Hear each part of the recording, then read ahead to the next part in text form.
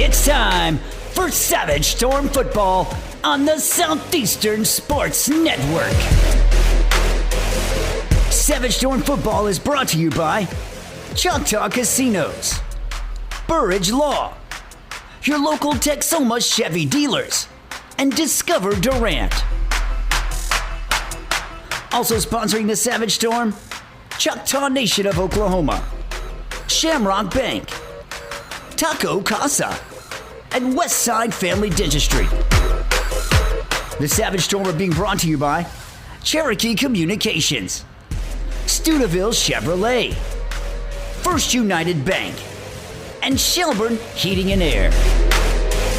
Also sponsoring Southeastern, Choctaw Nation Family Violence Prevention, Arnett Insurance, Buffalo Wild Wings, and the Chutta Foundation. Southeastern Oklahoma State is also being brought to you today by Clint Markham State Farm, Durant Lumber, Applebee's, and your farmer's insurance agent, Al Olson. And now let's head to the field for Southeastern Savage Storm football.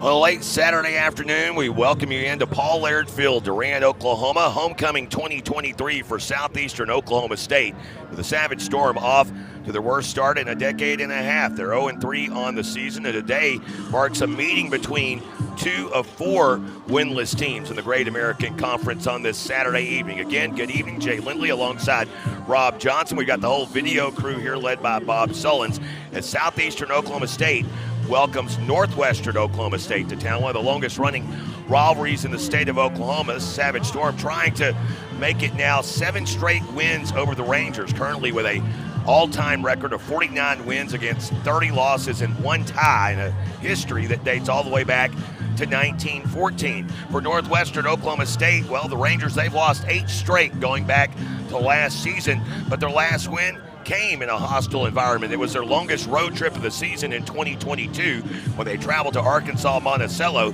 and defeated the Boll Weevils 26-23. That was almost a year ago as that game occurred on October the 8th of 2022. So a lot of things at play for these two teams trying to get into the win column here today. And coming up, we'll talk with Coach Bo Atterbury and his redo campaign here at Southeastern Oklahoma State. Talk with him about the loss last week and where this team is headed. We'll also have our player spotlight. It shines on the junior defensive lineman from Dallas Carter High School in Fred Hardy. We'll talk with him coming up as well. It's the First United Bank pregame show, homecoming edition, on the way on the Southeastern Sports Network. Life is yours to spend. Spend it quietly. Spend it as loud as you can. First United Bank. Spend life wisely. The Durant Fall Concert Series presented by Discover Durant. 4 straight Thursdays of free concerts, September 21st through October 12th. Featuring the Cleverleys, Mike and the Moonpies, Tracy Bird, and The Great Divide. The Durant Fall Concert Series presented by Discover Durant in partnership with the City of Durant. For more info, contact the Durant Area Chamber of Commerce or visit discoverdurant.com. That's discoverdurant.com. The Choctaw Cultural Center may be the closest you'll ever come to taking a walk through time. Gaze upon ancient cultural artifacts, witness the evolution of tribal technology, and immerse yourself in a Choctaw culture through interactive experiences. Journey with us through the past, present, and future. The Choctaw Cultural Center in Durant, Oklahoma, a living, breathing experience. For hours, events, and tickets, visit ChoctawCulturalCenter.com. With Chevy Silverado and Silverado HD, you can take on the mountains, or you can move them. With the power of up to 36,000 pounds of max available towing and the confidence of an available 13.4-inch diagonal touchscreen. Whatever your mountain, there's a Silverado for you. Get 0% financing plus make no monthly payments for 90 days on all Silverado 1500 pickups. Plus, get $750 cash allowance on this Silverado. Chevy drives Oklahoma. Find new roads. Life is yours to spend. Spend it with small steps. Spend it with giant leaps. First United Bank. Spend life wisely. Welcome back to the First United Bank pregame show here on the Southeastern Sports Network. Time now for our coaches' conversation with Coach Bo Atterbury. Coach, last week, on the road, difficult situation, and just really nothing really fell your guys' way the entire night. No, I think, minus double digits in turnovers for the first 3 weeks pretty sums it up. I mean, that has nothing to do with winning. Doesn't make sense. And I can even go back to 2014 and not taking anything away from Oklahoma Baptist. It seems like every time we go to Shawnee, we feel a little flat, and it was completely flat the whole night. We flashed in the first couple games with the turnovers and showed some promise in some areas. Saturday, it was just the entire game was flat. What do you say to the guys after a game like that? I mean, that's obviously an awkward situation. Yeah, you're going to move on pretty quick from that one. Old school would have been throw the tape away. Obviously, This is on the internet and those type of things, but not a whole lot needs to be said about that. You felt it throughout the course of the game, and we'll share the film. They can see it. We'll put our notes in there, but it was pretty obvious what was happened, and we need to move on really quick. Of course, get to see Weston Conaway for the first time this season. Your thoughts on the young quarterback? First time we've seen him in live action. Yeah, it's no one person's fault, but that position, of course, assumes some responsibilities. And it was a time I can't. And I told Wes this. When's the last time you've been in a game when there was really some money on the table and a chance and an opportunity to try to get us some traction, really. So we made that change at that point in time, and thought he did some good things. I think. There's still room for growth there. Neither one of them has, really got us going consistently. At times you see Bryce did some things, and we went with that decision based on Bryce's ability to escape and run the football a little bit. So we'll try that again. And then Wes, he's done a really good job staying ready. I told him I love and respect his approach thus far, and he knows he didn't put his best foot forward, but we'll be ready, of course. Of course, with that, the one thing that I did take away from, it's funny, I was talking with the play-by-play guys for Oklahoma Baptist afterwards, was, late in that game, could have very easily given up.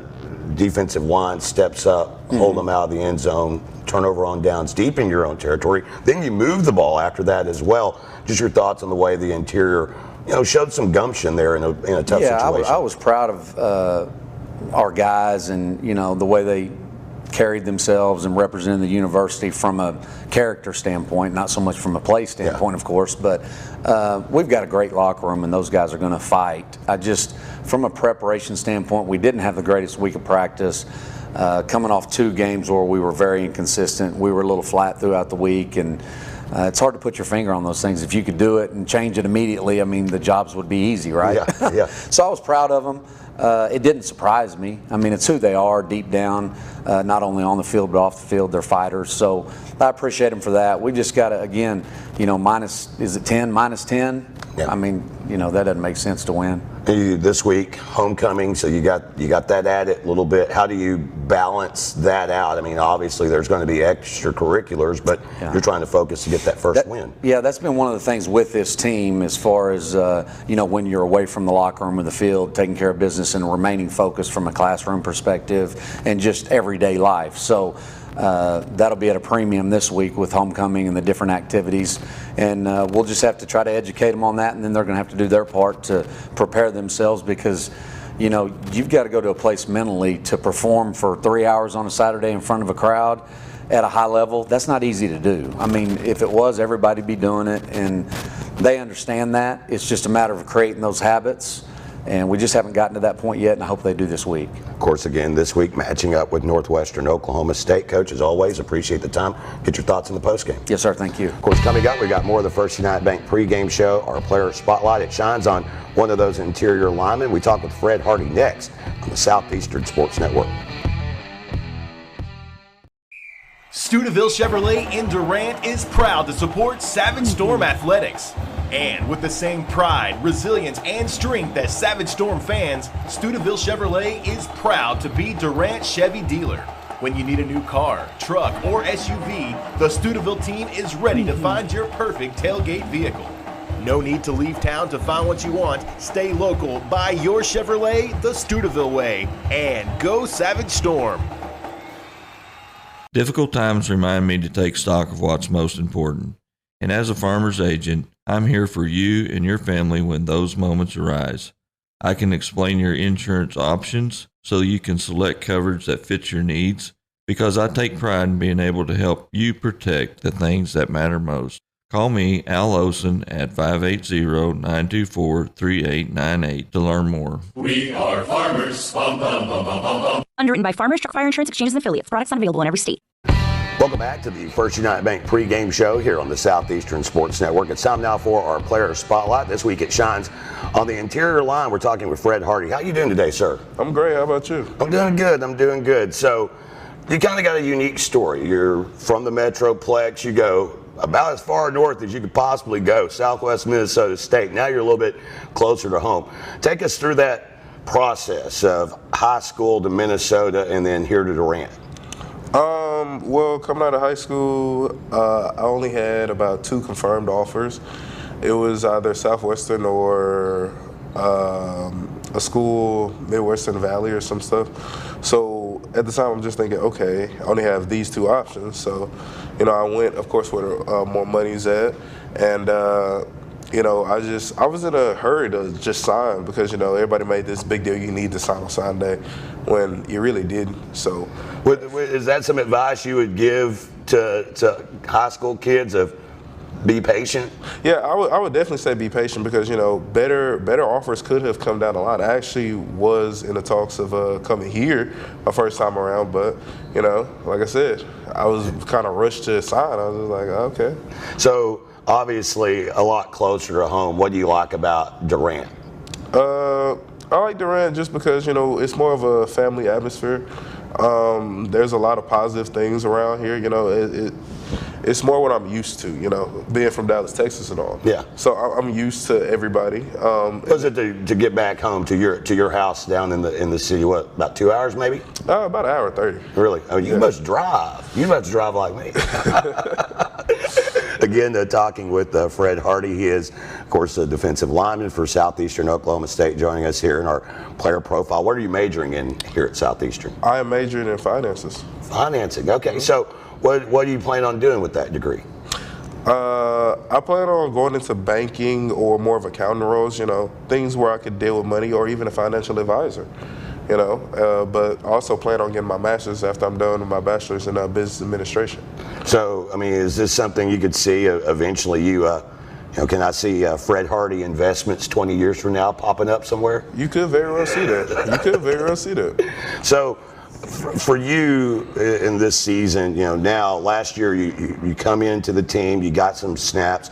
Now you're on the line pretty much all the time. Mm-hmm. What's it like on that defense? Last week you guys had a big goal line stand, late in the game, a time that very easily could have, given up on it. How tight are you guys in the front 7 this season? Oh, we're tight, man. We move as one unit. If something goes wrong, we get on the sideline, we try to address it. And we're never individuals. It's always do your job. Do you feel that maybe this year's group on that front maybe a little bit more of a brotherhood than maybe even last year? Yes, I will say that. I say we are more of a brotherhood. We've grown closer together, especially on the D line. What do you feel you guys got to do to get turned around here this week? We got to take it day by day. It's not just 1-0. It's 1-0 every day. It's not 1-0 when it's game time. No, it's 1-0 Monday, 1-0 Tuesday, Wednesday, Thursday, Friday. You got to go 1-0 every day. Again, talking with Fred Hardy. He is our player spotlight for this week. All right, let's get you into our hot seat segment. 5 things you spontaneously react. Favorite post-game meal? Pizza. Favorite female musician? Summer Walker. Favorite color? Blue. Jacked up truck or souped up sports car? Ooh, jacked up truck. I love trucks. What kind? Ford, Chevy, Ram? I'm over Ram, man. Ram, man. All right. And then what does it mean to be a member of Southeastern Oklahoma State football? What does it mean? Mm-hmm. It means that you're part of a brotherhood and, your brothers hold you accountable. They want to see you do your very best, and it means a lot of competition, everything, just be a better man and a better athlete. Who talks the most smack on defense? I'm curious. Who talks the most smack? I got to say Josh Horlick. Okay. I was just curious. I know years past it was free. It was Jay free. So I wanted to see who's carrying that torch now. Again, talking with Fred Hardy. He is our player spotlight for this week. Sir, do appreciate you taking the time to join us, and good luck with the remainder of this season and all your future endeavors. Thank you. I appreciate it. Coming up, we got more of the First United Bank pregame show, Homecoming 2023, on the way after this on the Southeastern Sports Network. When you need positivity, wisdom, motivation, and lots of laughs, you need Steve Harvey. And for one night only, he's headed to the Grand Theater at Choctaw Casino and Resort Durant, Saturday, September 30th. Doors open at 6:30, showtime at 8. Steve Harvey. Tickets on sale now at Ticketmaster.com. That's Saturday, September 30th, for your chance to see Steve Harvey's motivational concert at the Grand Theater at Choctaw Casino and Resort Durant. Tickets are going fast, so order now. If college is in your future, then scholarship applications should be too. Visit ChoctawFoundation.com for dozens of scholarship opportunities. Whether you're a high school senior or pursuing a doctorate level degree, Choctaw Tribal members will find competitive scholarships for every level of education. Applications for the Choctaw Foundation open on January 15th, but you can start planning now. For more information, visit the scholarship page at ChoctawFoundation.com. That's CHAHTA Foundation.com. Welcome back, everyone. Paul Laird Field. It is Homecoming 2023 as Southeastern Oklahoma State playing host to Northwestern Oklahoma State. Both teams setting at 0-3 on the season as the Savage Storm coming in. They're coming off a very disappointing loss a week ago as they fell hard against one of their in-state rivals in Oklahoma Baptist. Oklahoma Baptist running away with that one 36-3, Rob, and really the first quarter, we talked about how in the previous two games, the Savage Storm had come out and through three quarters had really put up a lot of fight, and then things slip away late. Last week, it was the first quarter they produced, and everything went downhill thereafter. Yeah, actually, as bad as the first quarter was, it was actually the high point of the evening. It just snowballed on them and really couldn't get anything done offensively, and defense was put in bad positions. It could have been significantly worse than it was. Of course, we'll see if Northwestern Oklahoma State can fix the Savage Storm L's, because the Rangers coming in, they are allowing 52 points a game this season while scoring just under 18 points per contest. But they are efficient. They protect the football. They have just a -1 in the turnover ratio. And let's take this opportunity, Rob, to jump into the keys to today's game. Well, the first key, we're going to talk about the boys up front. We'll talk about them more later when we get to key players. But right now it's just about establishing an advantage up front. You should be better on the offensive line and defensive line. Offensively, your quarterback's lost confidence. That confidence rebuilds by being able to keep your eyes downfield instead of keeping your eyes on the rush. And defensively, you had 6 sacks through the first 2 games, none last week. Need to get back on track and pressure this young quarterback. Of course, you bring that up, the offensive line. This is a offense rushing-wise. They're dead last in the league in yards per game rushing. They average just under 62 yards per contest, and they're only averaging 2.3 yards per carry. So they obviously have got to get something going there. And you mentioned the up-front play. They've actually been pretty solid, though. 6.5 sacks on the front 4. That rotational group, and 9 tackles for a loss this season. I look for them to get it right today against Northwestern. What do you got for your second key? Well, it's pretty simple, guys. Value the football. Right now, this team is -8 on turnovers, and that's just not going to get it done. You've got to take care of the football on offense, and defensively, hopefully you're not putting some of those bad positions by the offense turning it over, but if you're able to play a long field defensively, take that ball away. Well, and you talk about that, the Savage Storm last week had 3 straight possessions that ended by way of a turnover. It could have been way worse than what it was, and give a lot of credit to the defensive front 4 or 7, because deep in that game, Oklahoma Baptist had an opportunity to really put icing on the cake, and the Savage Storm front 7 was able to turn away on a 4th and 1 from the 1-yard line. So a pretty impressive run there by the defense. But this is an offense that has turned it over now 11 times this season. They lead the conference in that category. They're a -8. They've got no interceptions so far this season. This is a team in Northwestern, as I mentioned, they're fairly efficient. They have turned it over those 7 times this year, and this might be an excellent opportunity for the secondary to get their name called a little bit later on today. Of course, right now they are recognizing members of the distinguished alumni that were honored this week for a homecoming. And while they're doing that, let's take a look at the starters. We'll try to get these through to you. They're brought to you by the Chutta Foundation. The Chutta Foundation, a nonprofit organization with an outstanding scholarship program for graduating high school seniors and college seniors, those of you that are wanting to attend graduate school. The application process begins in January, but you can start now. Go to ChuttaFoundation.com for more info. Let's take a look at the Savage Storm up front. The offensive line led by the left tackle, Stefan Zabier, the 6'6", 300-pound senior. Right tackle is Dorian Maple, a 6'3", 290-pound redshirt freshman. The left guard, Trace Tidwell, he's joined at the right guard by Malik Culp. And the starting center, a redshirt freshman, in the 6'2", 340-pounder, Sebastian Martinez. Take a look at the receivers. Deuce Pittman, getting the starting nod, the outside receiver, 6'4", 205-pounder, pulling in his 100th career reception a week ago, has 105 career receptions for his tenure here at Southeastern Oklahoma State. Opposite he is Hunter Hawthorne, the 6'3", 195-pound senior out of Bells, Texas, while the slotmen, Caleb Whitley and Giazzi Smith. In the backfield, it's Nathaniel Amabu III, the 5'11", 230-pound senior out of Sherman, Texas. And the trigger man today is Bryce Fields, the 6'2", 205-pound senior. And as you mentioned, your keys to the game kind of go along with your key player on the Sherman offense. Well, Sherman, it would be Southeastern, yeah. Absolutely. You know what? We missed our boys down in Grayson County last night. Anyway, yes, it's not just one offensive lineman. We're going to put them all in there. And I understand with the injury at center, you're starting a redshirt freshman in Martinez. You just mentioned that. But we've been waiting for this offensive line to gel. You and I have been talking about it every week.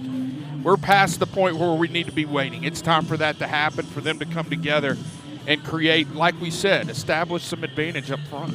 Well, we take a look at Northwestern's defense, and on paper, the Rangers, they're allowing 52.3 points per game. Offenses are racking up nearly 540 yards of offense per outing. It's been pretty even, too. They're giving up 267 on the ground, 269 through the air. We take a look at them up front with a returning starter at defensive end and Zay Curry, a 6'3", 245-pound senior. He's opposite another returning starter in Chima Oz, a 6'3", 235-pound senior. In the middle, it's Gabe Dozier, a 6'1", 205-pound freshman, along with Khalide Ogunjamayo. We're going to have fun saying that one today. Ogunjamayo, the returning starter as well on the defensive front. The linebacking core led by Wilson Cowell, a 6'2", 215-pound junior, along with Carvel Jamison, and our key player for the Ranger defense in Antone Martin. Yeah, Antone Martin, he 22 tackles, 2 tackles for loss, a forced fumble, and 3 fumble recoveries. The stats are the stats, but he's going to have to work against some of these good receivers in the slot, so you're going to have to see if he can keep balance. Rounding out the secondary for the Rangers at defensive back, Isaiah Kellum, a 5'10", 170-pound senior, along with Dawson Marchant, a 6'1", 200-pound senior. The safeties, Jaron Burks and Braden Waters. Taking a look at the Northwestern offense up front, they do return some starters on that offensive line, 3 returning starters to be exact. The right tackle, Josh Baker, a 6'3", 290-pound senior and a returning starter. He is joined at left tackle by Gavin Hullett, a 6'5", 285-pound sophomore. The guards, Giovanni and Combs, along with Stephen Cates, a returning starter at 6'5", 315 pounds, a junior. And then at center is Tristan Butler.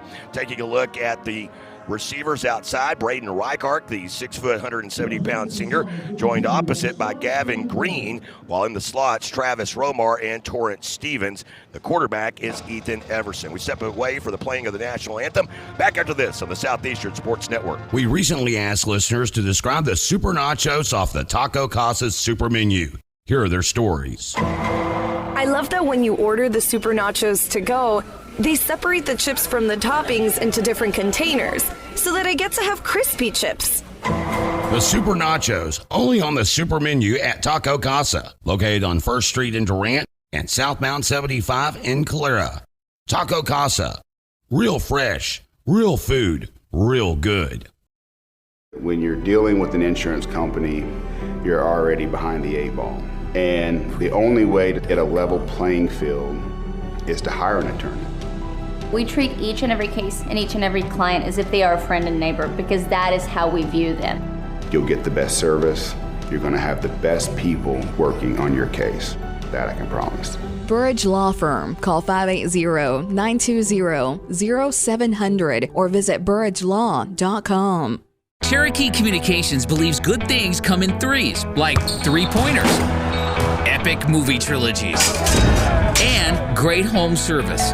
That's why Cherokee offers HD TV, high-speed internet, and home phone. And right now, you can get any service or all three for one low cost. Get HD TV, internet, and home phone from Cherokee Communications and score 3 for the home team. Visit CherokeeCom.com today. Buffalo Wild Wings inside the Sherman Town Center is your ticket to sports. Catch your favorite teams on one giant screen and 45 50-plus inch TVs with great food, atmosphere, and fun. Join Blazin' Rewards and start earning points on every order that you can use on rewards, like free food and more. Open 11 to midnight Sunday through Wednesday and 11 to 1 Thursday through Saturday. Your game is always on at Buffalo Wild Wings inside the Sherman Town Center. Welcome back, everyone. Paul Laird Field, Jay Lindley alongside Rob Johnson, wrapping up the starters for the Northwestern offense, and we got everybody in but the tailback and quarterback. There has been a change in the lineup. No returning starter in Darian Gill. He is out for today's game, apparently injured in practice earlier this week, and in his place for Northwestern will be the tailback Blake Jones, a 5'10", 180-pound freshman. And so the freshman from Sand Springs, Oklahoma, to transfer from Northeastern Oklahoma State, getting his first starting nod, has just 8 rushing yards this season on 10 carries. The quarterback from just down the road in Gunner, Texas, Ethan Everson, coming into today's game, has thrown for over 300 yards. Matter of fact, his last 21 of 37 for 331 yards and 2 touchdown passes, including a long of 76 yards to Travis Romar. And then rounding out, and we'll round out on our key player that we didn't get to, the slot receiver in Torrance Stevens. Well, you talked about Romar and the big catch for 76 yards. But going back a couple of seasons, this Torrance Stevens kid, he wears number 3 at the wide receiver, runs in the slot, and he's their big play boy. He really hasn't had a breakout game this year, so he's due. And hopefully this Southeastern secondary can step up and keep him covered.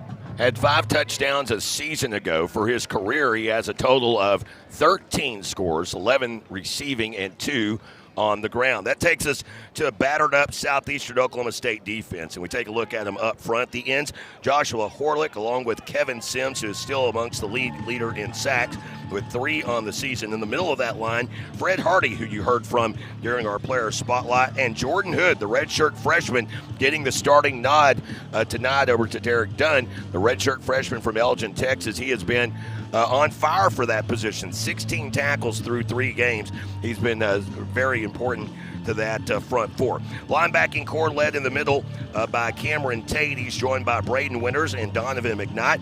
And that takes us to our key player in the secondary, the Rover, Ty Williams. Yeah, Ty Williams. We've seen him show big against the running game, really doing some great things as far as coming up and supporting the run game. We've also seen him give up some big plays over his head at times, so he's going to have to be disciplined, going to have to play both roles here today and play them well. Of course, one of the other players out today, Trey Martin, was dinged up in that game last week against Oklahoma Baptist. No timetable on him, but in his place is the transfer from Eastern New Mexico State in P.J. Larry. The cornermen, Mikey Hookfin and Drayshawn Downey, those two have been excellent so far this season. And there's a look at the starters for both teams, presented to you by the Chutta Foundation. And again, we get ready for the coin toss results as well as the weather. And we'll go ahead and do a quick weather that is brought to you by Shelburne Heating and Air. Rob, is first day of fall. Yeah. Oklahoma says whatever. Yeah, I'm throwing the first flag of the game on that deal. It is not the first day of fall. It may actually be on the calendar, but it's still 95 degrees.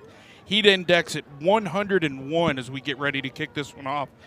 14 miles an hour wind out of the south and 49% humidity, so cramps and those types of issues could certainly be a factor. And we saw in warm-ups where this wind has got a little bit of a factor to play today. Unfortunately, that wind not blowing in this press box, as the heat index in here probably around 105 atop the press box at Paul Laird Field. Again, your weather and pregame field conditions each and every week brought to you by Shelburne Heating and Air, your choice for residential and commercial needs, service and installation on all the brands you know and trust: Carrier, Trane, Luxair, Mitsubishi, and American Standard. Here to help you improve your indoor comfort at Shelburne Heating and Air, your locally owned heating and air experts. For contact info, visit shelburneheatair.com.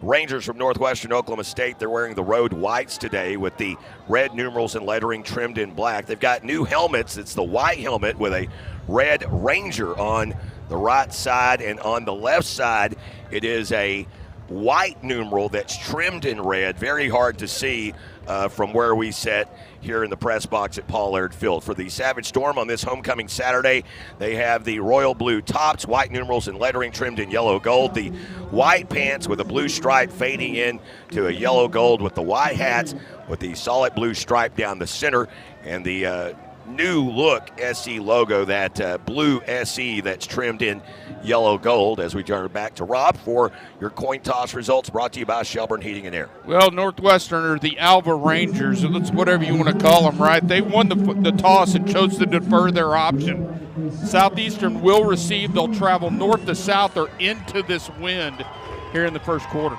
Of course, Southeastern Oklahoma State coach Bo Atterbury. We know about Coach Bo, 74-54 overall, and looking for his first win this season. A win today would move him to 6th on the all-time coaching list, tying him with Runt Ramsey, who coached the Southeastern squad from 1928 to 1934.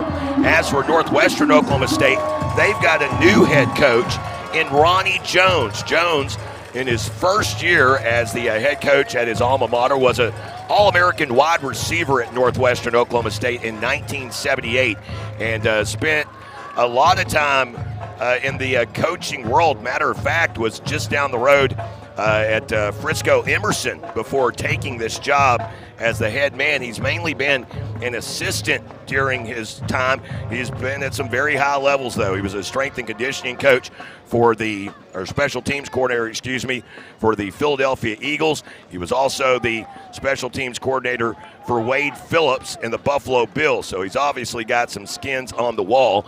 And the former Ranger himself, an All-American wide receiver in 1978, stepping back in to take over the program. He did have 4 years of head coaching collegiate experience. He coached in Kansas, coached Ottawa College.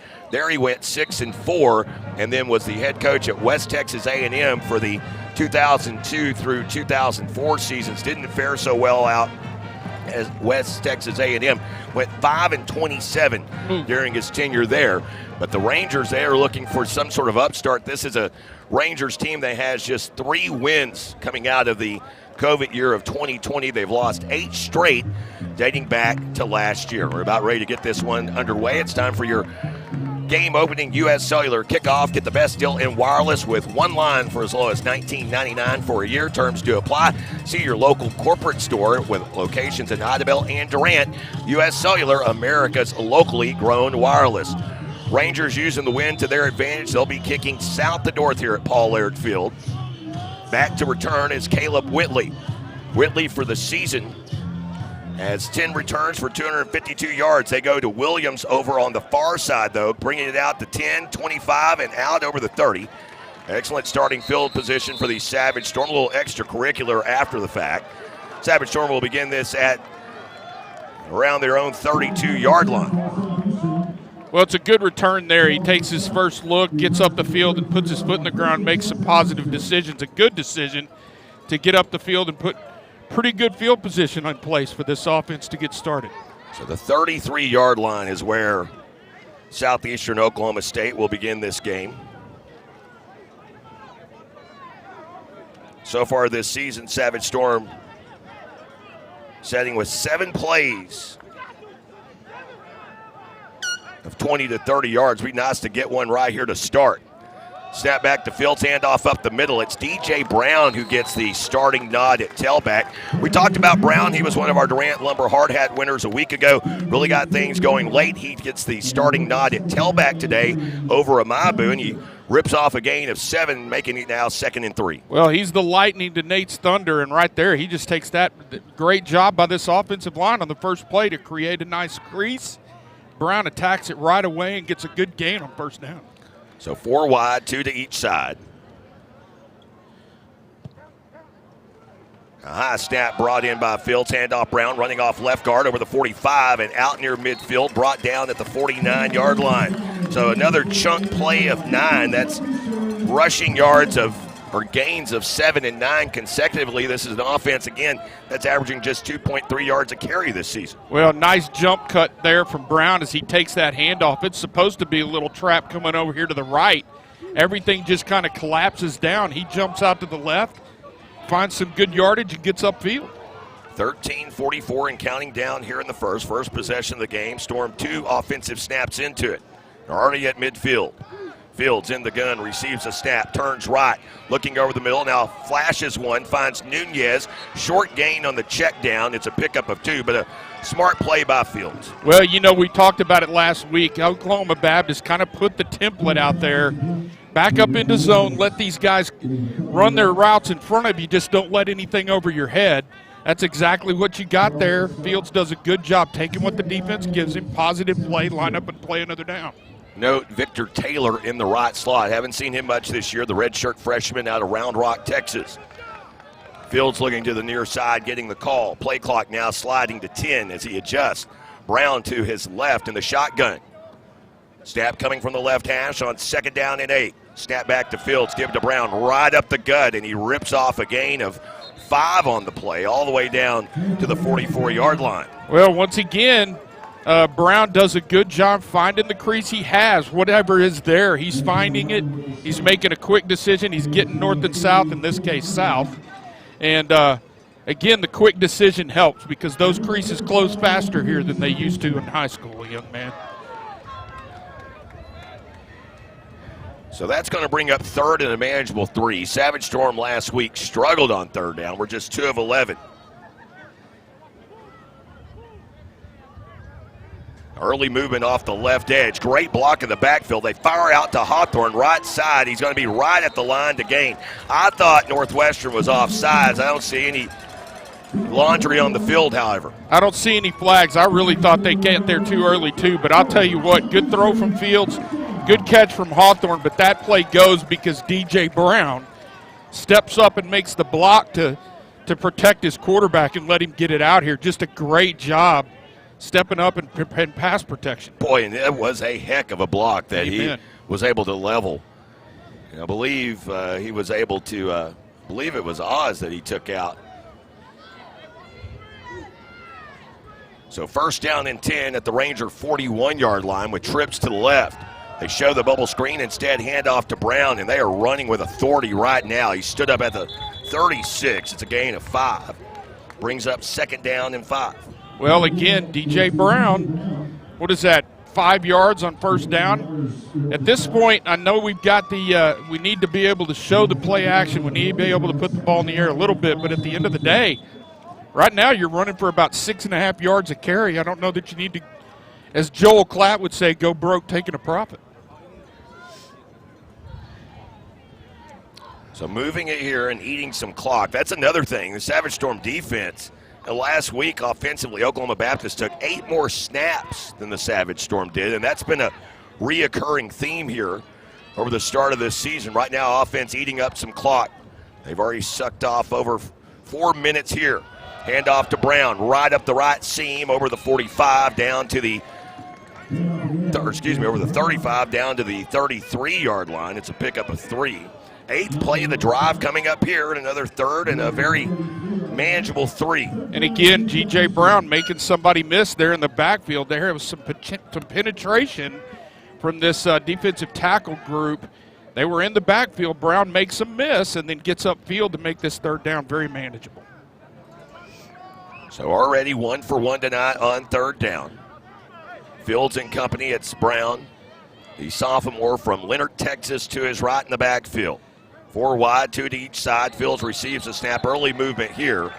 And this looks like it may be a false start against the Savage Storm. It sure looked that way, and that's a terrible time to let that happen on 3rd and 2. You're not in the red zone, but you're certainly in that no man's land, so to speak, where this could be 4-down territory if you needed it to be. You've now taken that 3rd 2, turned it into 3rd and 7. Much more difficult call right here. Well, and you may have pushed your field goal kicker, Dylan Cox, out of range as well. I mean, Cox been solid this season, but his season long is 41. His season long a year ago in high school was 44. He's outside of that now. And now it's 3rd down and 8. Snap back to Fields, looking to his right, plants, goes back left, rifles one, goes right through the hands of Whitley, unfortunately, through the hands of the lurking cornerback, Isaiah Kellum. So the incompletion brings up 4th down, and you'll see the punt team come out onto the field for the Savage Storm as Jackson Nally makes his way out.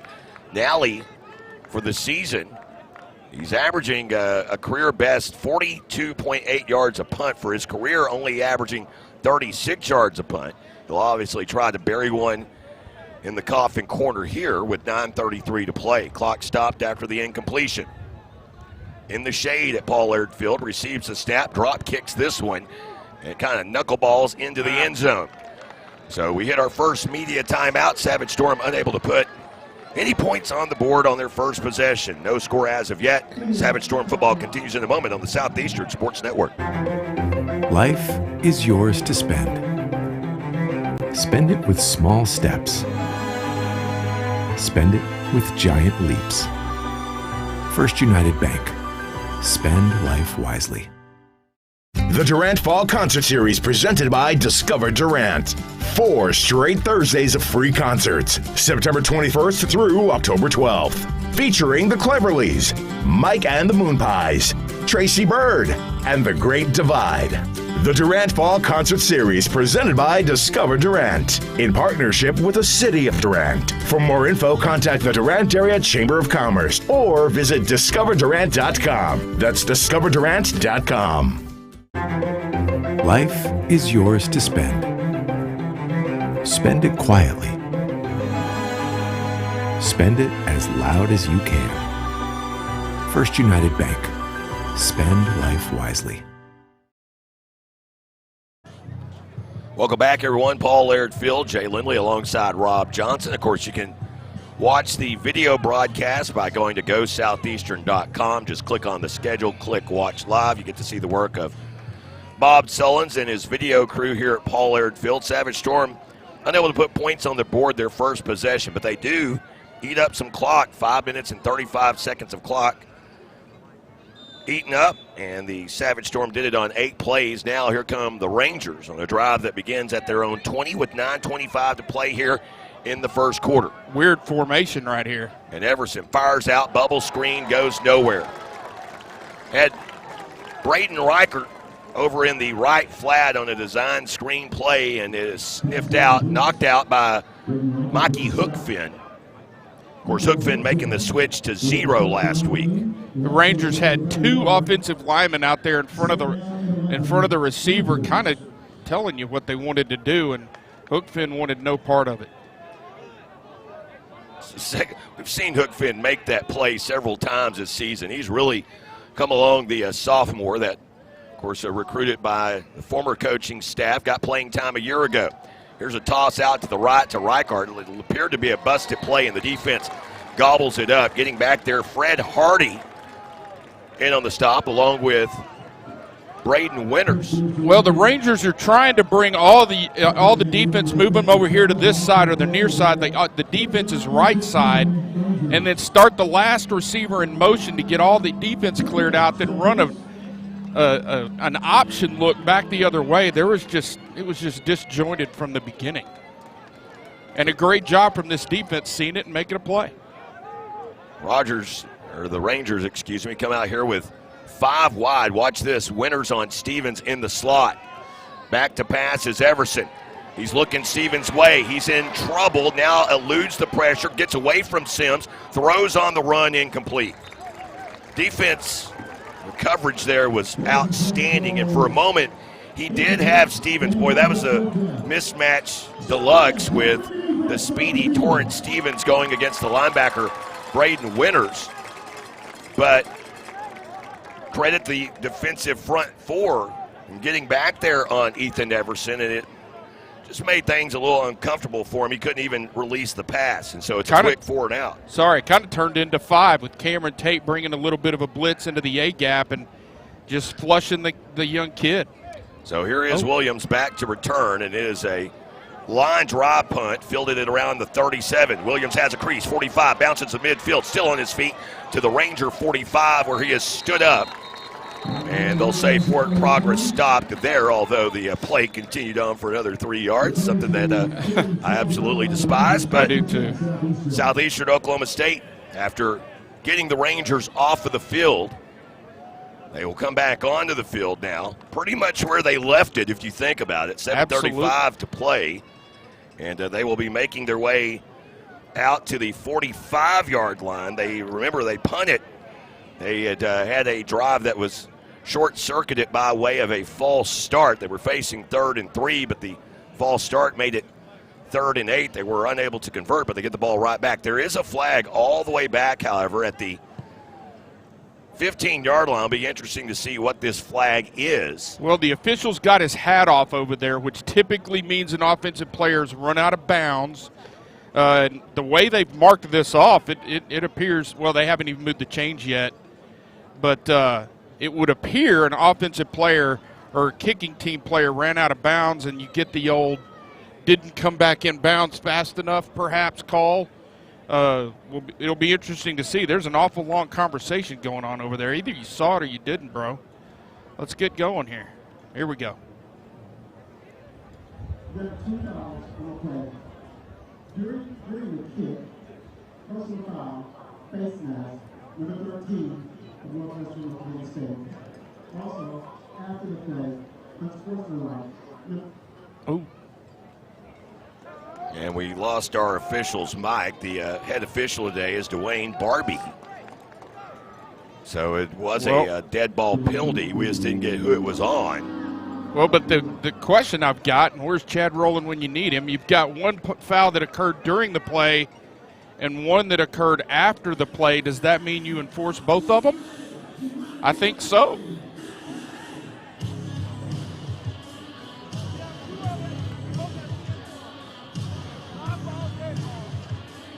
So yeah, that doesn't make any sense. I don't know why they're marking it off from where he caught the football here as opposed to where the end of the play happened. Especially for the post-play foul. Right, I mean, I can understand the one, but the post-play foul, you would tack that on from the 45, and that should put the ball at the 30. And Coach Atterbury's out there talking to the white hat as if, did y'all lose? I think it should. Well, again, I think they ought to enforce both fouls, but what I'm curious about is why they weren't enforced by the dead ball spot or from the dead ball spot, and it looks like they may be deciding to do just that. And if that's the case, you should get 15 and then another 15, which means Southeastern ought to be in the red zone right here. And that's exactly where they're going. They're all the way down to the 15-yard line once they get it figured out. So there's 30 penalty yards. Well, it took a long time. The conversation was lengthy, but it was positive if you're a Storm fan. Offensively, it's not often you get in the red zone without running a play, but they've done it here and need to finish this one in the end zone, get 6 points, and build some confidence for this offense. Best starting field position, obviously, today. 4 wide.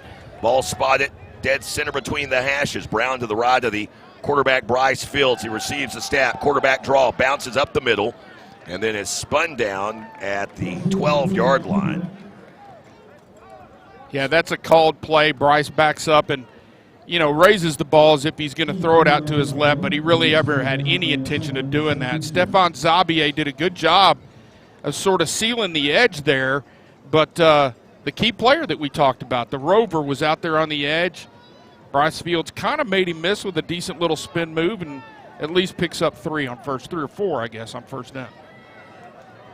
So Brown is lined up to the left of Fields. Two receivers left and one to the right with a tight end Nunez over that right side. Handoff to Brown, whittles up the middle, falls over the 10, but a forward fall gets him down to the 9-yard line. Another pickup of 3, and now you're looking at 3rd and 4. Well, and DJ Brown right there, he's pounding the football because he made a nice move in the backfield to go find the hole, exploded through it, and just tripped over the 12-yard line, I guess, and ended up falling forward to where he is now. If he keeps his feet, it's at least a first down, and we might be cueing the fight song.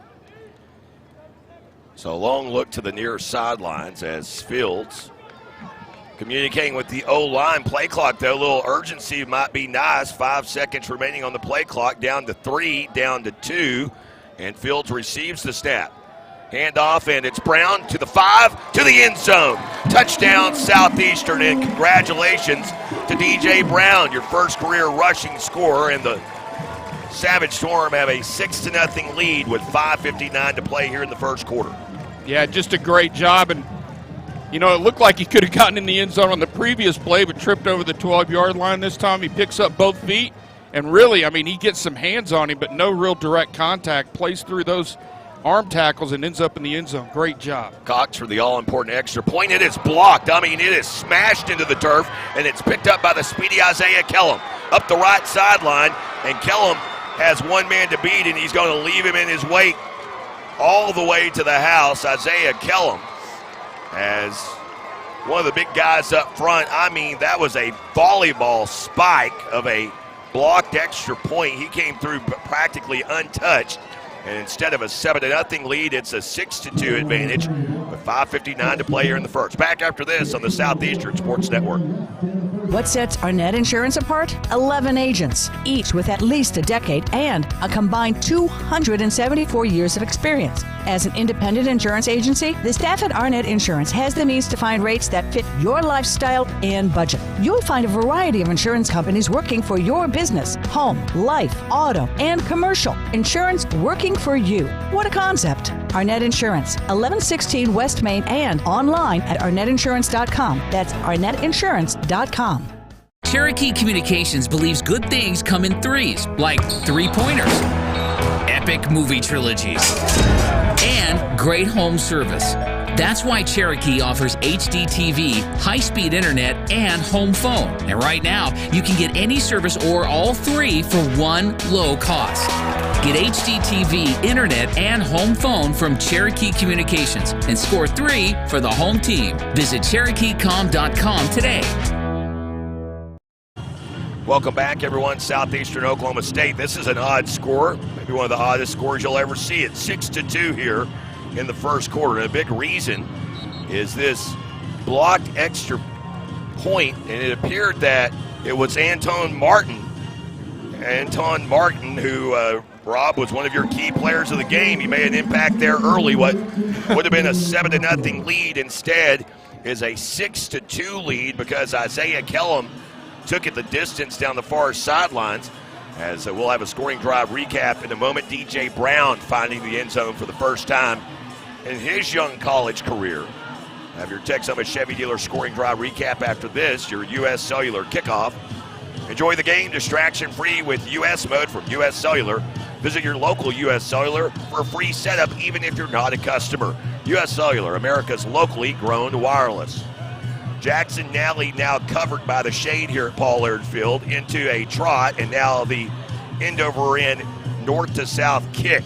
It is fielded at the 16-yard line, out over the 25, and taken down is Blake Jones. And fired up on the play for Southeastern Oklahoma State was Mr. Perez, who's now wearing number 18. We'll talk a little bit about that. Cam Fields, the sophomore from Aubrey, Texas, I believe taking a red shirt this season, and Perez is now taking over number 18. So here's Rob with your Texoma Chevy dealer scoring drive recap. Rob. Well, after the punt and the 2 big penalties, that drive only goes 15 yards in 3 plays. Chews up a minute 36 on the clock. DJ Brown ends it off with a 9-yard touchdown run, and then a blocked PAT and run back for 2 for the Rangers. So the Rangers begin at their own 30-yard line, and Everson quickly gets it out into the right flat. Little design pick play on that far side, and it quickly picks up 13 pass to the wide receiver was Chase Davidson, the junior and transfer from West Texas A&M. A pickup of 14 to the 44-yard line. First real positive momentum the Rangers have had at all today. Snap back to Everson on the run. He dumps it off right side into the hands of Torrance Stevens. And Southeastern sidelines was going a little berserk there for a minute. It looked like they were wanting a flag, but I didn't see what they would have wanted it on. I don't know what they would have wanted. They might have been asking for offensive pass interference because he was blocking before the receiver caught it, but he's within a yard of the line of scrimmage, so he's allowed to do that. And then just a weird RPO look right there that didn't really gain much. 3 receivers to the left. Everson receives the snap, handoff Jones, and he's off to the races, but the whistles have blown the play dead. Well, you would assume if they blew the play dead, this has got to be on the offense, correct? Because I didn't see anybody, unabated the quarterback or anything, so must be moving back here. And the whistles were clear, so the fact that the runner broke through. But there's no. And then they're not moving it anyway. Well, there's no flag. They just.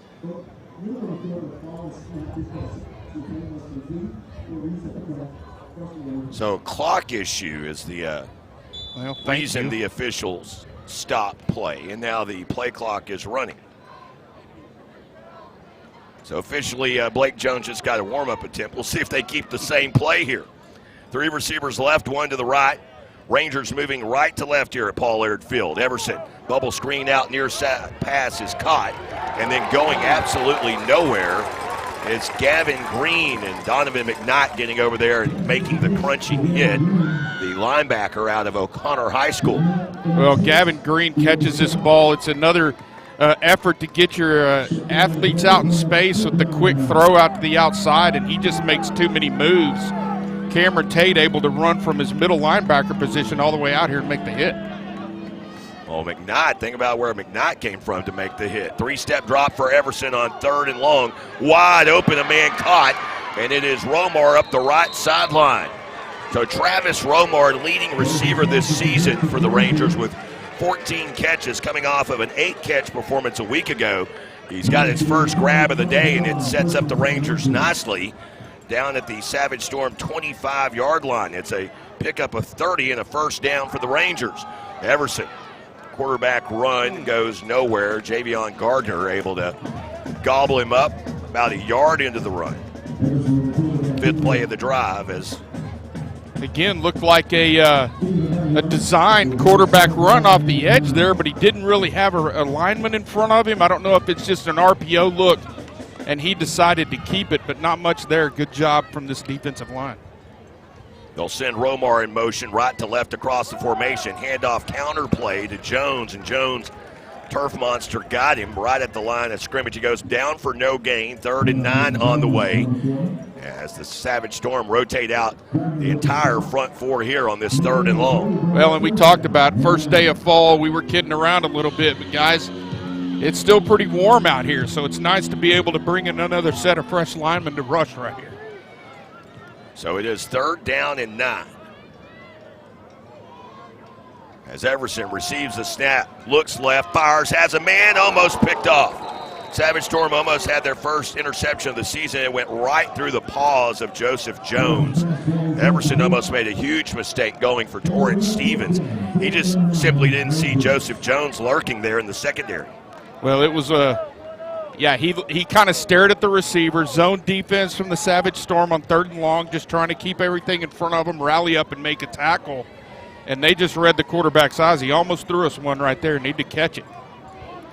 So here for a 41-yard attempt. Snap is back, line drive kick. This one is no good from the foot of Tyler Fury.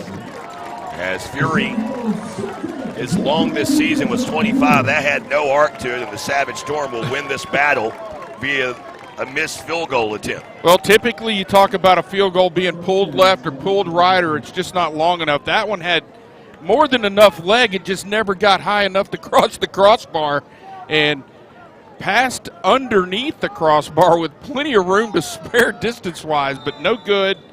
And now this Savage Storm offense back out here looking to build on the last drive. So Savage Storm here come out. His second offensive possession of the game. They scored on their last, but didn't have to travel a long way to do it. They had it at Northwestern's 15-yard line after a couple of penalties. Here's a handoff to DJ Brown. Brown from the 24 crosses over the 25 to the 27-yard line. Pickup of 3 for DJ Brown, who's had all the running back carries so far in this game.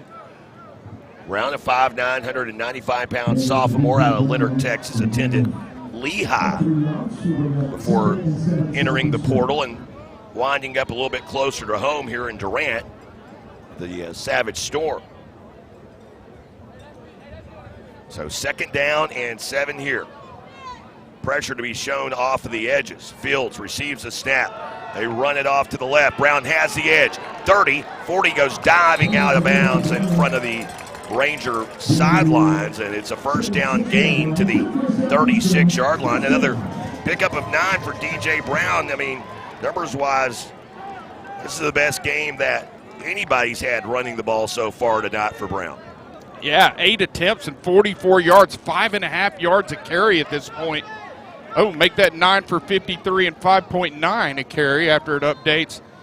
We talked about trying to establish an advantage up front. They're doing it early here with a nice running game to start. Under a minute 40 to play. Brown jimmies up the middle of the line and then crosses over the 40 to the 41-yard line. Had a little stutter step there and then gained ahead of seam, got to the 2nd level, and easily picks up 5 at 2nd and 5 on the way. Well, there's a fine balance from a running back, especially a young running back, between patience and making a quick decision and getting down the field. You saw the stutter step, but he's not really going to try to, wait a whole lot of things out. And I love the fact that once he makes a decision, it's done right now, and he is straight south and getting good yardage on 1st down. Minute 10 remaining in this 1st quarter.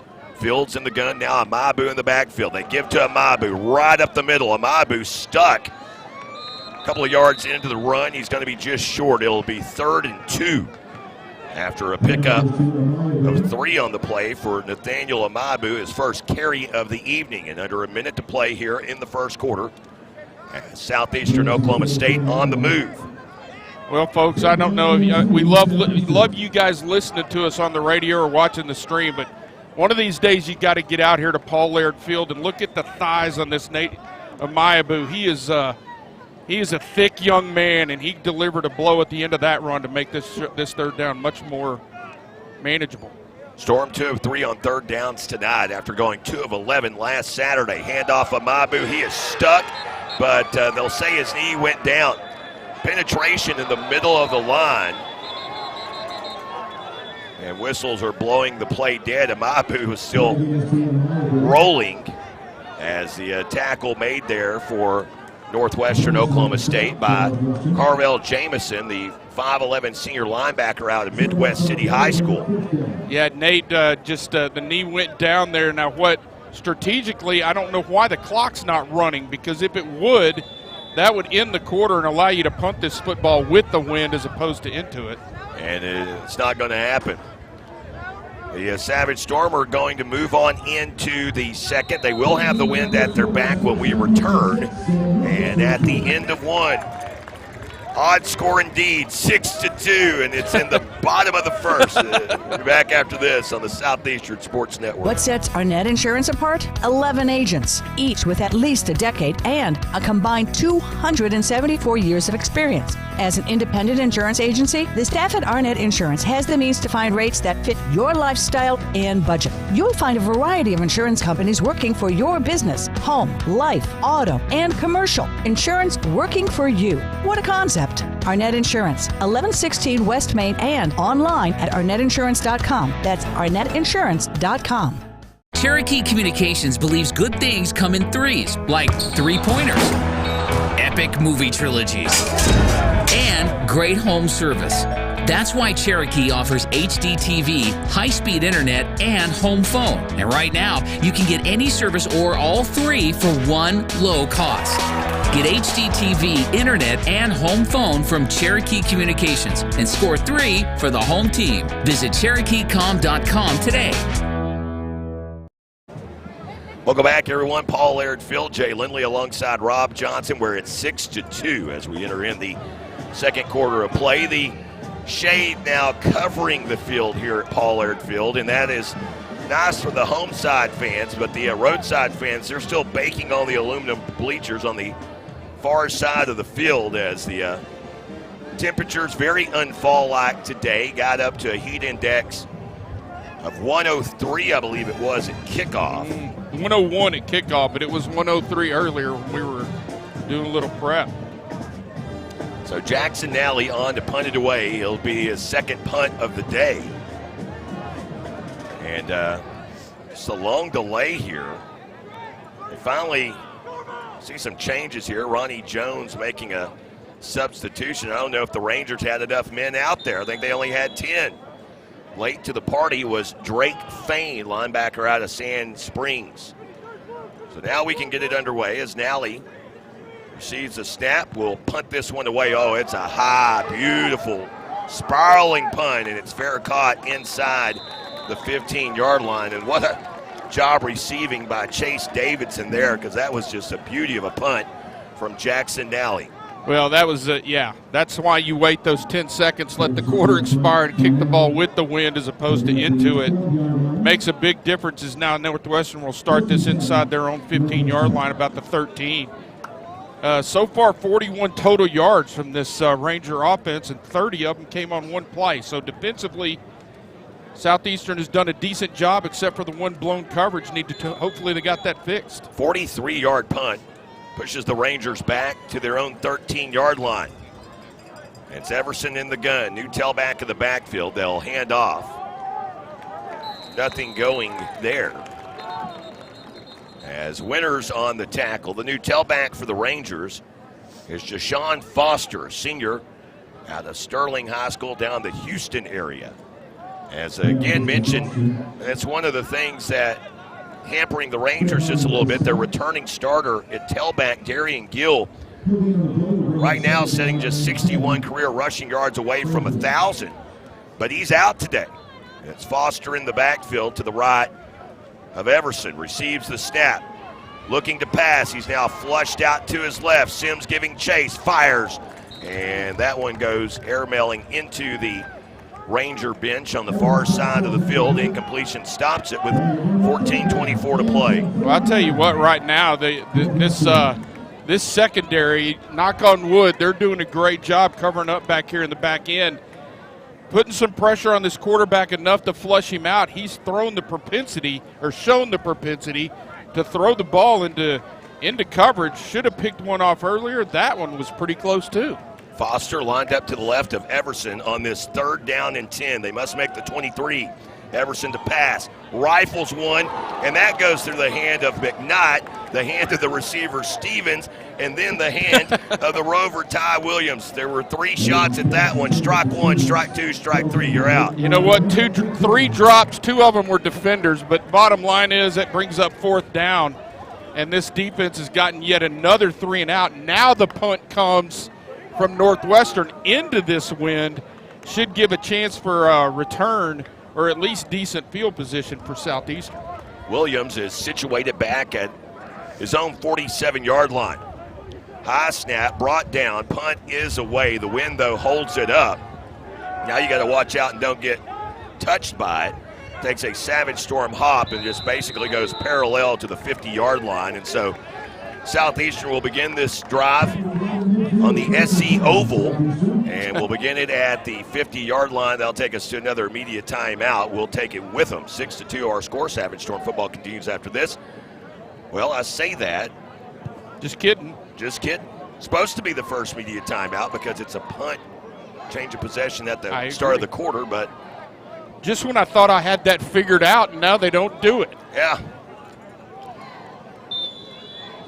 I'm not with the Y hat and I'm not with the whistle, so I don't get to make that call. Fields in the gun from midfield. Handoff DJ Brown, knifes into the line and then barrels ahead for 4 yards. Able to get a nice positive gain. That's one thing that has been a lot different today for the Savage Storm. Yeah. That, you know, you go back to last week, that first quarter, and we talked about, and we've been talking about the need to just have positive plays. Just move the sticks. I mean, get one or two, at least get one or two. But they've been doing it at will here today, a 4-yard pickup. And look out on the field. Speaking of 4, there's number 4, Marquise Gray on the near sideline, the All-American who's missed since the opening week against Southern Arkansas. Fields flushed out to the right. Will now tuck it and run and escape the defense into the far sidelines for a first down scamper of 7 to the 39-yard line. Well, great job by Fields escaping the edge of the rush. It looked like he had a pretty decent pocket in there, but he felt he needed to escape. Once he got out to the edge there, he did not put the ball in harm's way, took what was there and got a first down. Great job. Now, well, get back to another point after this play here. Look at the speed on the near side of the field. You've got Gray, Whitley, and Williams. Lane 1, lane 2, lane 3. Step back to Daniels. He looks that way, and he'll find Whitley, and Whitley goes down. Fields, excuse me. I said Daniels. Fields. I mean, he did. He looked immediately left, and he chose the second lane with Whitley, and Whitley picks up a few short yards, gain of 4. But again, positive yardage. Well, and with the success of this running game and D.J. Brown early on in this one, we're into the second quarter. All of a sudden, that zone defense has got to bring another defender down to help stop that run. You end up in that man coverage, which is where the big shot plays have been early in the season. 2nd and 6 from the 35. Fields handoff Brown. Jitterbugs up the middle down to the 31-yard line. I tell you what, this Brown kid is just he's doing a great job of taking what's there, showing enough patience to let his blocks develop, but then making a decision and getting downhill right away. That brings up a 3rd and 2, and boy, this running game early on at least has been a breath of fresh air in 2023 for today. So 3rd down and 2 here. Savage Storm so far 2 for 4 on 3rd downs today. Not converted their last 2. In motion, it's Whitley. They hand off, and Brown over the 30 down to the 29. That's where he needed to be. Pickup of 2. It's going to be awfully close, depend on the spot here, but I would think. Yeah, they're moving it. They move it now. Not the best mark in the world. It looked like he got another half yard than that, but either way, yeah, it looked like he got to about the 31 or 28 and a half. Anyway, enough for a first down and a good job by Brown. At the 29-yard line now, 1st down and 10 for the Savage Storm. They're moving toward the north end zone here at Paul Laird Field. This drive began 3 minutes ago. This will be the 6th play of the drive, and Storm have 5 wide, 3 to the left, 2 to the right. Fields in the gun from the right hash, receives a snap, looks left, fires, has Gray, and Gray dances out of bounds at the 21-yard line. Just a quick hit pass to Marquise Gray and a pickup of 8 as we close in on the 7th play of the drive. Well, we talked about how last week Oklahoma Baptist showed they were going to back up into zone, make Southeastern be patient and take these shorter completions. Bryce Fields has shown today that he's willing to do that, take what the defense has given him, allow this offense to matriculate its way down the field and not just depend on the big shot.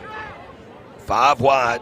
Again, same formation, just somewhat inverted with 3 wide to the right.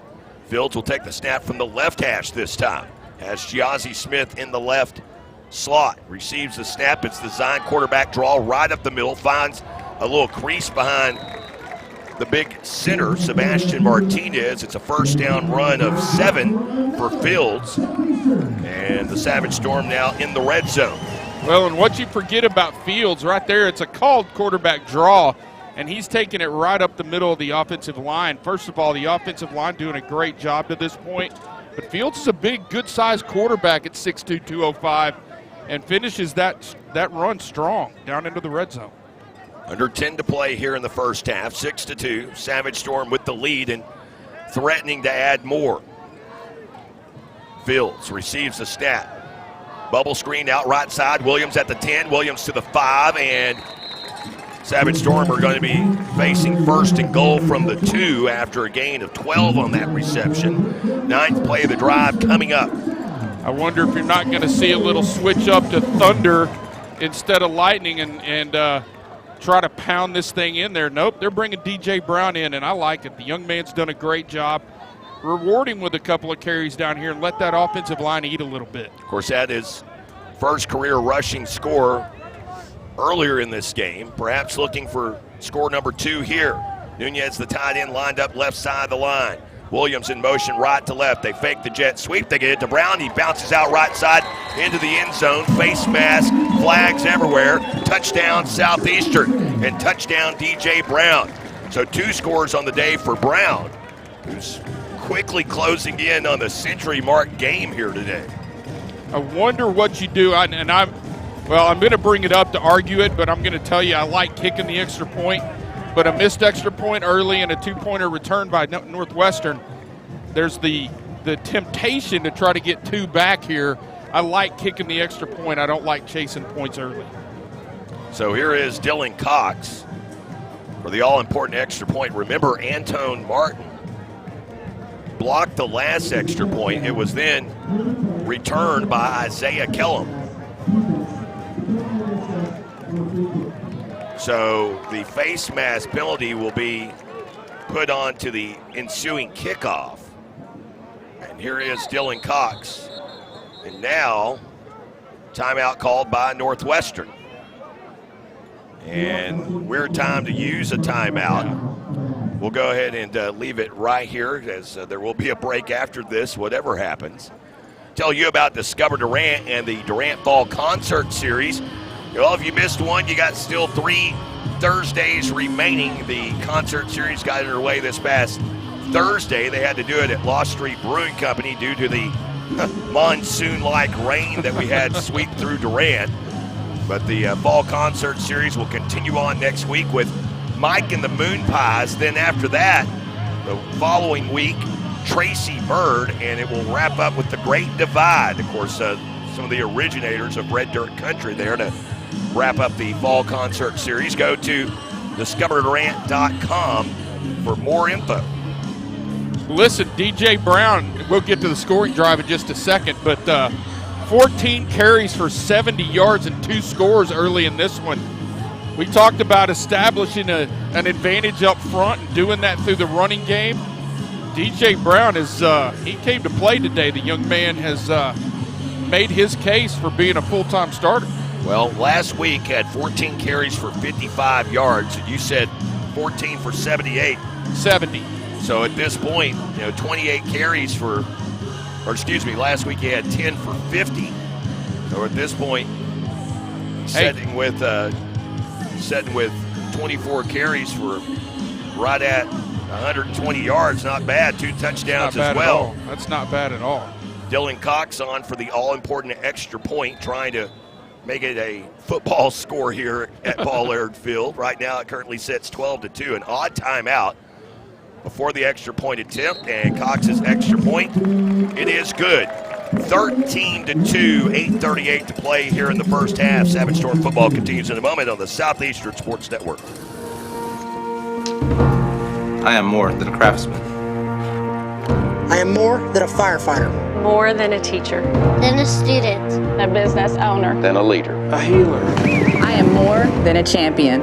Chatta, Yofina Chili. Chata Elefana Chili. I am Choctaw proud. I am Choctaw proud. I am Choctaw proud. We are the Choctaw Nation, and together we're more.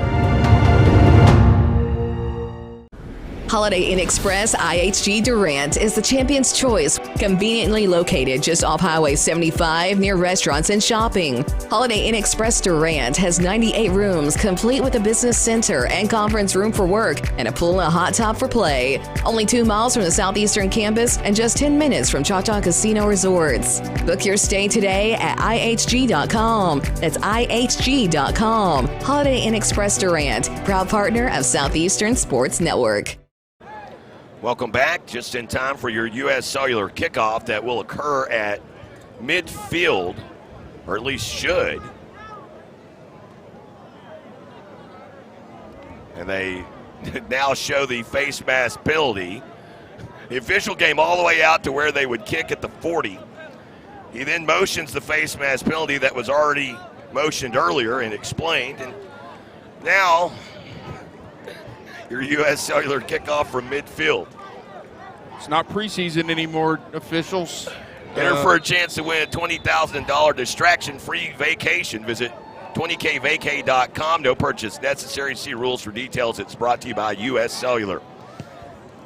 As Jackson Nally won't even attempt an onside kick. He kicks it through the uprights, and I think the sideline official could use a distraction-free vacay. I'm telling you. So here is Rob Johnson with your Texoma Chevy Dealer scoring drive recap. Another 6 on the board for running back DJ Brown. Well, it's a 50-yard drive, and it takes 9 plays and 5 minutes and 28 seconds. That's a grinded-out kind of drive there, and DJ Brown finishes it off from 2 yards out with his second rushing touchdown on the day and a 13-2 unusual lead for Southeastern. Speaking of grinding it out, it's Chevy truck season. Take on the mountains, find new roads Chevrolet, and find your Silverado at any one of your local Texoma Chevy dealers. 8:38 to play and more early movement on the part of Northwestern. Well, and that one's weird because I believe they're going to call it on the center. 65, we didn't get the full number, but I think that's who it was. He sort of rocked back, but he didn't snap the ball. So interesting that the center would flinch. Of all people that should know the snap count, and even if he doesn't, he gets to snap it whenever he wants to. So he just didn't do it. Northwestern already 4 penalties for 50 yards. And they're facing 1st and 15 from their own 20. Romart in motion, right to left. They'll hand off Blake Jones on a counter play over the 20. He'll go and down to the 23.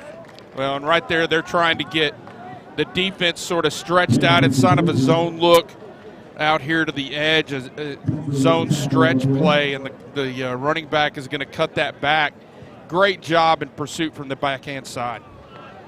So 2nd down, 12 to go here. Or actually only a gain of 2, so 2nd down and 13. Everson receives the snap, quick out left side. Pass is caught. And Davidson over the numbers over the 30-yard line, picks up a chunk of yardage there as Chase Davidson, 5'9", 165-pound junior, again transfer from West Texas A&M. That time the Rangers got what they wanted on that quick look to the outside. 2 blockers, 2 defenders. Blockers were in good shape, and he got a few yards. Big 3rd down. 3 receivers right. Everson quick out into the right flat. That play goes nowhere. They tried to get the fullback involved in the offense, Gunnar Dozier. And Dozier, the freshman from Gore, Oklahoma. Not often that you put the fullback as the key player on the 3rd and long. Yeah, and throw the ball 3 yards behind the line of scrimmage on 3rd and 4. I don't understand it, but I'm glad they did it. And now they get to try. The Rangers have to punt back into this wind again, and they're moving the returner up a little bit. Good call, because the last time he wasn't able to get up there and catch it. Williams at the 40-yard line. Low snap, rescued, and the punt away. It's a nice one considering the wind. Now it'll take a Ranger hop all the way inside the 35, killed at the 30. We'll take a quick timeout, 6:49 to play here in the 2nd quarter. Back after this on the Southeastern Sports Network. A community bank is far more than just a bank that offers the services such as online and mobile banking, mobile deposit, and loans that fit your needs. A community bank invests in the community it serves. Your phone call will be answered by local people you already know and will make you feel welcome by greeting you as you enter the lobby. At Shamrock Bank, we effectively combine convenient banking technology with people you know and trust. It really is the people that make the difference. At Shamrock Bank, you are more than a customer, and we are more than a bank. Shamrock Bank, member FDIC. Steubenville Chevrolet in Durant is proud to support Savage Storm Athletics. And with the same pride, resilience, and strength as Savage Storm fans, Steubenville Chevrolet is proud to be Durant Chevy dealer. When you need a new car, truck, or SUV, the Steubenville team is ready to find your perfect tailgate vehicle. No need to leave town to find what you want. Stay local, buy your Chevrolet the Steubenville way, and go Savage Storm. Welcome back, everyone. Don't miss the Choctaw Casino Resort post-game show. Choctaw Casino Resort is a proud partner of the Southeastern Sports Network. And don't miss Family Fun Night Mondays at the District. Get a family package for $50, which will get you and up to 8 guests bowling for an hour, as well as 4 shoe rentals and 2 1-hour arcade time cards to be played at the District Arcade. It's available only Mondays Visit the district inside Choctaw Casino Resort in Durant for details. Savage Storm coming out here on offense with 6:49 to play, and they begin this drive at their own 30-yard line. Fields this time handoff of Maibu, knifes over the right hash, picks up 3, and defensively Rob Savage Storm getting it done. They get it back to the offense yet another time here in this first half. Four drives for the Rangers. One of them 8 plays, 46 yards, and a missed field goal. The other 3, all 3 and outs, and -2 total yards on those 3 drives. That's a heck of a start from your defense. Well, so far. and defense, again, you can have the argument. I know what the scoreboard has said the last couple of weeks, but the defense, I think, has really kind of held its own. Offense trying to find a little traction here, and they're up 13-2. Trying to put together back-to-back scoring drives. Fields to pass. Flushed up into the pocket. He's going to be sacked. He's taken down. Wilson Cal, the 6'2", 215-pound linebacker out of Fullerton, California, getting in and making the sack. It's a loss of 4 back to the 29, and now 3rd down and 11. Now here's where you want to see Bryce Fields make a good decision. Right there, he made a good decision. Everybody was covered up. He chose not to put the ball in harm's way, even taking the sack. 3rd and 11, you live to play another down, but right here, be careful with this football. A punt is not a bad thing. So 3rd down and 11. Clock rolling under 5:30 to play here in the first half. Storm leading 13-2. Fields receives the snap. 3-step drop, looking over the middle, fires, pass, caught. Whitley at the first down sticks. Whitley just climbed up into the zone. The tackle made by Jerron Burks, the 6'3" grad transfer from Missouri State, coming from D1 to Alva, but he is a little bit late on Caleb Whitley. It's a gain of 12 when they only needed 11. Well, the Rangers were backed up in zone. Whitley runs a deep in route and keeps running. Typically, you would want him to sit down in the empty spot of the zone. There he uncovered, and a nice throw from Fields. 3 receivers right, back to the ground game. Amaibu up the middle. And Amaibu claws out 2 yards to the 43-yard line. Well, Amaibu does a great job of basically making his own hole there and getting 2 yards. You said it earlier. I don't recall a negative play on offense from Southeastern so far today. Certainly in the ground game. They have not in the ground game. They had the sack, of course, a while ago, but from the ground game perspective, everything has been positive. As Fields receives a snap, swing pass out left side, caught Whitley trying to find a crease, does, and then over midfield near a first down. Will depend on the spot. I think he has it. Well, it looked like it was pretty close, and yeah, they're going to go ahead and move the chains, and a great job by Whitley. But how about a little kudos out here for Mr. Touchdown Man getting a block. Marquise Gray coming off a couple weeks out with injury. He does a great job there, staying engaged with the corner and giving Whitley a chance to pick his spot and get that first down. Under 3:45 to play now in this second quarter. Storm across midfield, trying to put together back-to-back scoring drives, and it's a low snap. Slides past Fields, does the best thing he possibly can, and throws it into the jet engine fan that they have down the sidelines due to the heat that is here in southern Oklahoma. He took something that could have been disastrous and at least turned it into nothing harmful. You know what? Fields does a great job getting the first down earlier, but I'm going to tell you, if that's not his best throw of the day, it's the second best throw of the day. Nowhere anybody near it, but he takes what could have been a horrible thing and makes it a 0. And you can see the instant replay as Bob Sullins, our video technical director, firing off a series of instant replays. As Fields receives the snap, he's flushed right on the run. He'll tuck and go over the 45 and tornadoes out of bounds for what appears to be a yard short of the first down. They mark him out at the 40-yard line. It's a 9-yard pickup. And the 8th play of the drive is going to bring up 3rd down and 1. Well, we talked about it earlier. This running game early, the success that D.J. Brown has had, and we talked about it, it's brought another defender into the box, and the Rangers are starting to send that defender to try to disrupt this running game, and what that will eventually mean is there is now man-to-man look outside for these speedy receivers. 3 minutes remaining here in the first half. Fields Sending Whitley in motion, handoff jet sweep coming near side, breaks a tackle, now turns on the jet. And man, he got it, but barely. He got it, but I thought he got his face mask grabbed back here too. Apparently not. There are no flags, just a good job from Whitley there using his speed to get out around the edge and take what was very nearly a negative play and turn it into yet another one of those positives. Well, and credit Northwestern there, because what we saw was offensive coordinator Alex Rainwater dial up some side-to-side motion, anticipating Northwestern would clog the middle, given that Storm had been gashing them there all day. They did a good job of reacting to that jet sweep run. As here's a quick out, Fields right side, finds Giazzi Smith, and Smith escorted out of bounds. Far side of the field, making that tackle. Braden Waters, the safety, a 6'1", 195-pound sophomore.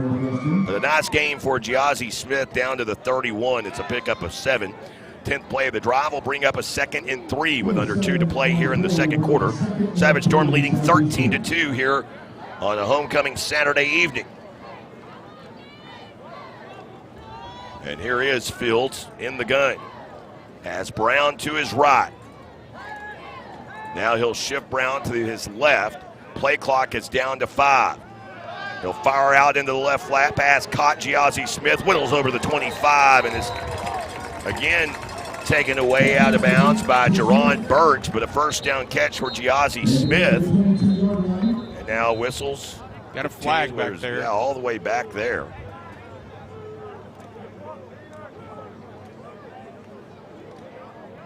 Keep in mind the side judge that was right here by the play did not throw a flag, so interesting. So another penalty against Northwestern. Wow. Face mask, and that's a big one because that'll move them half the distance and down in deeper into the red zone. And an opportunity here for the Southeastern offense to keep the ball rolling, so to speak. But again, want to finish this one in the end zone. Don't want to settle for 3. So the penalty moves it down to the 11-yard line. Northwestern now has racked up over 60 penalty yards. There have been 2 face mask infractions along with a personal foul infraction here. That's certainly not helped the Rangers' cause, although it's only 13-2.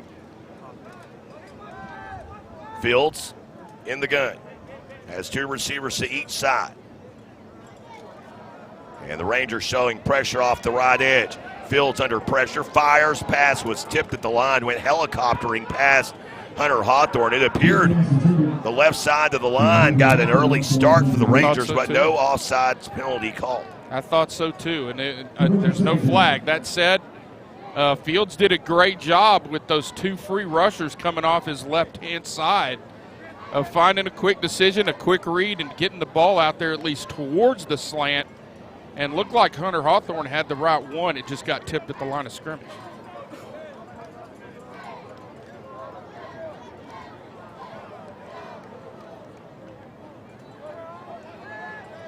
So Fields in the gun, has Brown to his right. They go the ground game, and he is snuffed out rather quickly by Antone Martin.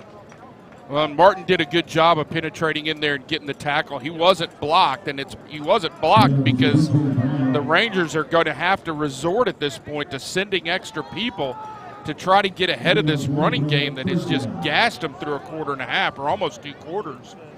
And Southeastern, interesting, looks like they're going to let this run down a little bit, maybe take a timeout. I don't know. Storm have all 3 timeouts remaining, Northwestern with only 2 remaining. Play clock, though, down to 5 for Fields and company. Snap from the left hash. Fields goes left. Marquise Gray, and he almost makes a circus catch in the back of the end zone. Well covered there by Isaiah Kellum, who shows off a little bit and forgets that he's guarding an All-American. Yeah. Although Isaiah Kellum so far has been the entire offense for the Rangers as a 2-point return of a blocked extra point earlier. Dylan Cox for an important 28-yard attempt from the left hash, and he hammers it no good. Wide left, and the Rangers able to survive. We step aside with 35.6 seconds to play in the second. Back after this on the Southeastern Sports Network. With Chevy Silverado and Silverado HD, you can take on the mountains, or you can move them. With the power of up to 36,000 pounds of max available towing and the confidence of an available 13.4-inch diagonal touchscreen. Whatever your mountain, there's a Silverado for you. Get 0% financing plus make no monthly payments for 90 days on all Silverado 1500 pickups. Plus, get $750 cash allowance on this Silverado. Chevy drives Texas. Find new roads. It's a quarter after 1. Lady A, live in concert. And I need you. Friday, September 29th, Choctaw Grand Theater. 7-time Grammy Award winners, Lady A. You can purchase tickets at Ticketmaster.com. Lady A. Choctaw Casino Resort, Durant.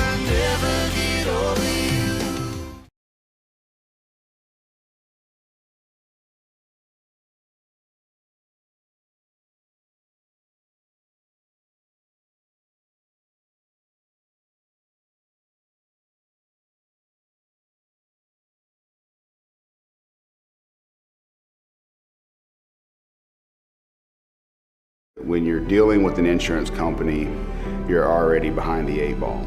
And the only way to get a level playing field is to hire an attorney. We treat each and every case and each and every client as if they are a friend and neighbor, because that is how we view them. You'll get the best service. You're going to have the best people working on your case.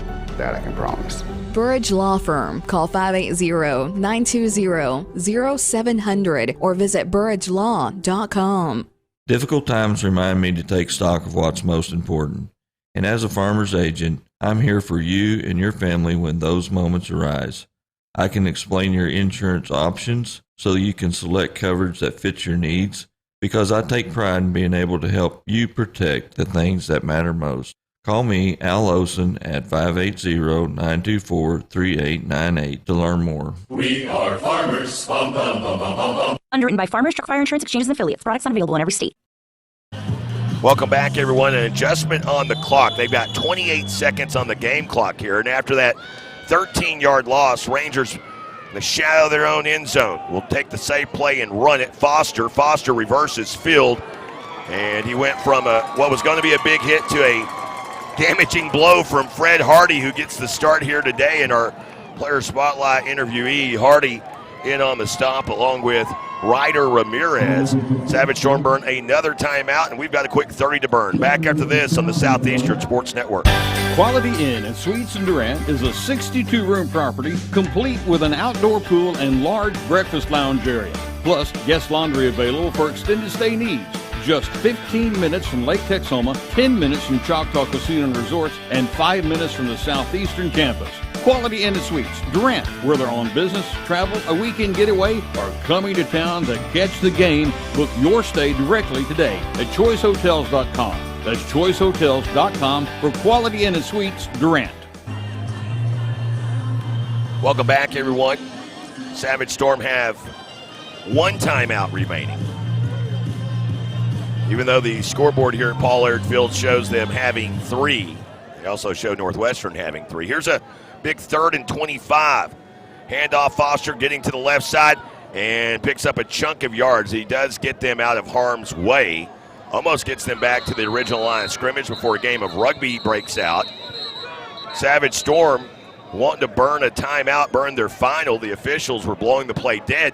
There's 8.7 seconds on the clock, and by my estimate, it should be about 10 and a half at least from whenever the officials started blowing the whistle. I know that's a pet peeve that you and I share with the, forward progress and when is it stopped and when it isn't, and the inconsistency. That's all I want, is if you're going to let a play go for a second or two, let it happen all the time or don't let it happen at all. Earlier we saw an early, play blown dead early, and there they let it keep going for. And now there was a flag, but that flag has been lifted. Take this opportunity to remind you about Choctaw Nation's Family Violence Prevention Program. 21% of college students report having experienced dating violence by a current partner. Choctaw Nation's Family Violence Prevention can help in a variety of ways. The help is free, confidential, and open to anyone. Call 1-800-522-6170 to speak with a member of Choctaw Nation's Family Violence Prevention Program. And my whole argument about the rugby-style play is, one, it's not football, and two, if we're all about player safety, and that seems to be the, and we should be. And we should be. But that's the go-to in today's world of football rules. Whatever rule, it's all about player safety. I can't think of anything more dangerous than a moving pile that looks like something from the scene in Disney's Robin Hood whenever the circus tent gets taken away and they're on the run with the elephant marching band. I was thinking second grade soccer, where they all get together, the ball just shoots out one end to the other. Anyway, go ahead. So here is Gavin Green to punt away. Receives the snap, the punt is away, and plenty of hang time.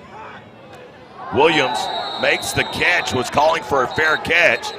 They're wanting a flag. We don't see a flag, and now the side judge throws a flag. Side judge goes, oh yeah, that's a foul. Well, because clearly he had fielded the punt and had given the clear fair catch signal, and the defender, I don't know how he didn't see it, but I guess he didn't, and he hits the returner. These 15 yards are going to take them, down to about the 29-yard line, is that right? Somewhere in that vicinity, yeah. They mark it off from the 44. It would be you do have the wind at your back. I know your kicker has struggled here early, but here's an opportunity with not a whole lot of risk to let your kicker try to get out there and make a long one for you, perhaps. I don't know. We'll see. Cox, until that missed 28-yarder, was a perfect 3 of 3 this season. He'll trot out here for this one with exactly 1 tick till the Choctaw Nation of Oklahoma halftime show. Now this will be a little bit different, a little bit longer field goal, as this will be a new career-long 47-yard attempt for Dylan Cox. Will wind at his back, going toward the north end zone. Final play of the half. And whistles will blow it dead. Timeout taken by Northwestern. Now, keep in mind, he can only do that once. Right. New college rule to eliminate the quote-unquote icing of a kicker, which I've seen a success rate of not even 50-50, but with that being said, Northwestern, while they do have another timeout remaining, they will not be able to utilize it here. Well, let's go back to the previous missed kick. It had good distance. It was turning over straight. It just pulled to the left. So would love to see him get it out there to the right-hand side of the fairway, let that thing sort of draw back through the uprights. Distance should not be an issue. There's a pretty, I don't want to say strong, but significant enough that it makes a difference wind as you look at the flags across there. That should help him with distance. He shouldn't have that problem. And as I lean out the window of the press box here at Paul Air to get a little natural AC action going, we'll revisit the temperature here in a moment during the Choctaw Nation of Oklahoma halftime show. Check on how it has advanced, but I don't think it has dropped that much since we started this game a little over an hour ago. So here is Dylan Cox for a career-long 47-yard attempt from the left hash. Snap is back. Hold is down. The leg, not enough. Short, no good. And Cox gets a little help up from a teammate, and that will bring the half to a close. 13-2 our score. Southeastern Oklahoma State dominating on the stat sheet, Rob, but only an 11-point lead as we head into the Choctaw Nation of Oklahoma halftime show. I mean, Bob's going to get to the stats at halftime here, but so far the Northwestern Oklahoma State University Rangers have 49 total yards offensively, it looks like. No, 46, and then 60 yards in penalties. Time of possession, 8 minutes to 22. I'm rounding a little bit. I mean, this thing's been all Southeastern to this point, and that running game's been a big part of it. Of course, the Savage Storm trying to put one in the win column for the first time this season, trying to do it on homecoming day and doing it against a team that over the course of time they've met now. This would be if they were to win today, they would be the 50th win in the series. This is the 82nd meeting between the two teams, and it's a 13-2 lead here at Paul Aird Field for Southeastern Oklahoma State as we head into the Choctaw Nation of Oklahoma halftime show. On the way, Bob Sullins with scores from around college football. Big stuff going on today. Sooners win. Colorado, well, things did not go so well in Eugene. Bob will get to that and more, as well as scores from around the Great American Conference. Already one game in the books as played earlier today. Southwestern Oklahoma State and Southern Nazarene. The Crimson Storm rolling in that one. Here, though, it's 13-2. Southeastern in front as we head to the Choctaw Nation of Oklahoma halftime show here on the Southeastern Sports Network. At the Choctaw Cultural Center, learn about the past while becoming wiser for the future. Explore authentic Choctaw dwellings, interact with village demonstrators, and enjoy authentic traditional Choctaw meals at the Chompelie Cafe. We invite you to join us for a memorable journey through the past, present, and future at the Choctaw Cultural Center in Durant, Oklahoma, a living, breathing experience. For hours, events, and tickets, please visit ChoctawCulturalCenter.com. Life is yours to spend. Spend it apart. Spend it together. Spend a little now. Spend a lot later. Spend it fearlessly. Spend it faithfully. First United Bank. Spend life wisely. Home. It's a word that carries different meanings for different people. To some, home is where children are raised. To others, it's a quiet retreat shared with a faithful companion. But if you don't feel safe, home can take on a whole new meaning. At the Choctaw Nation Family Violence Prevention Program, we believe everyone deserves to feel safe, especially at home. If you or someone you know is living with domestic violence, please call 800-522-6170 or search victim support at ChoctawNation.com. We are here for you. Shelburne Heating and Air is the choice for all your residential and commercial needs. Service and installation on brands you know and trust. Carrier, Trane, Luxair, Mitsubishi, and American Standard. Shelburne Heating and Air specializes in optimizing the performance of your heating and cooling system. Here to help you improve your indoor comfort. Shelburne Heating and Air, your locally owned heating and air experts. For contact info, visit shelburneheatair.com.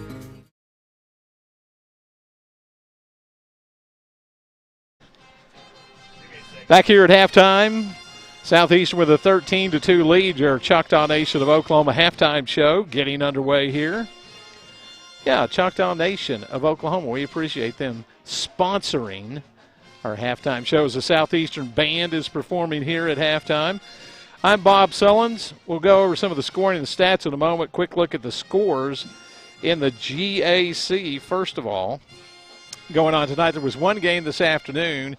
And there's some crowd noise. We finally got it back on. There was a game played this afternoon, and it was Southern Nazarene beating Southwestern at home 41-7. That's their second win of the year. Second quarter score, 3:41 to play in Magnolia tonight. It's Southern Arkansas leading Arkansas Tech 28-3. Ouachita leads in the second quarter on the road in Monticello against the Boll Weevils 28-7. For Ouachita, they're unbeaten. And a battle of unbeatens going on in Henderson tonight in Arkadelphia at Henderson State. 3-0. Henderson State leads Harding with 10:15 to go in the first half. Some of the Division I college scores from earlier today. Let's see, Big 12 scores. Texas leads Baylor 7-0. Final, West Virginia beat Texas Tech 20-13. BYU lost to Kansas in Lawrence 38-27. Iowa State beat Oklahoma State 34-27. OU over Cincinnati 20-6. That was the early game, and TCU beat SMU 34-7. Let's look at some of the nationally ranked teams. Arkansas over LSU 6-3. That's in the second. It's Washington State over Oregon State 21-7. Some of the finals from earlier today, a little bit of a shocker. Not so much that Oregon won. The Ducks are rated 10th, but they beat Colorado 42-6. 42-6. And Utah beat UCLA 14-7. Alabama hung on 24-10 over Ole Miss. And those are some of the finals in the top 25 today. We're going to take a quick timeout and come back and look at some of the highlights of the first half and some of the stats of the first half as well. At halftime, Southeastern leading this Great American Conference game 13-2 over Northwestern. Back in just a moment on the Choctaw Nation of Oklahoma halftime show. Steubenville Chevrolet in Durant is proud to support Savage Storm Athletics. And with the same pride, resilience, and strength as Savage Storm fans, Steubenville Chevrolet is proud to be Durant Chevy dealer. When you need a new car, truck, or SUV, the Steubenville team is ready to find your perfect tailgate vehicle. No need to leave town to find what you want. Stay local, buy your Chevrolet the Steubenville way, and go Savage Storm. When you're dealing with an insurance company, you're already behind the 8 ball. And the only way to get a level playing field is to hire an attorney. We treat each and every case and each and every client as if they are a friend and neighbor because that is how we view them. You'll get the best service. You're going to have the best people working on your case.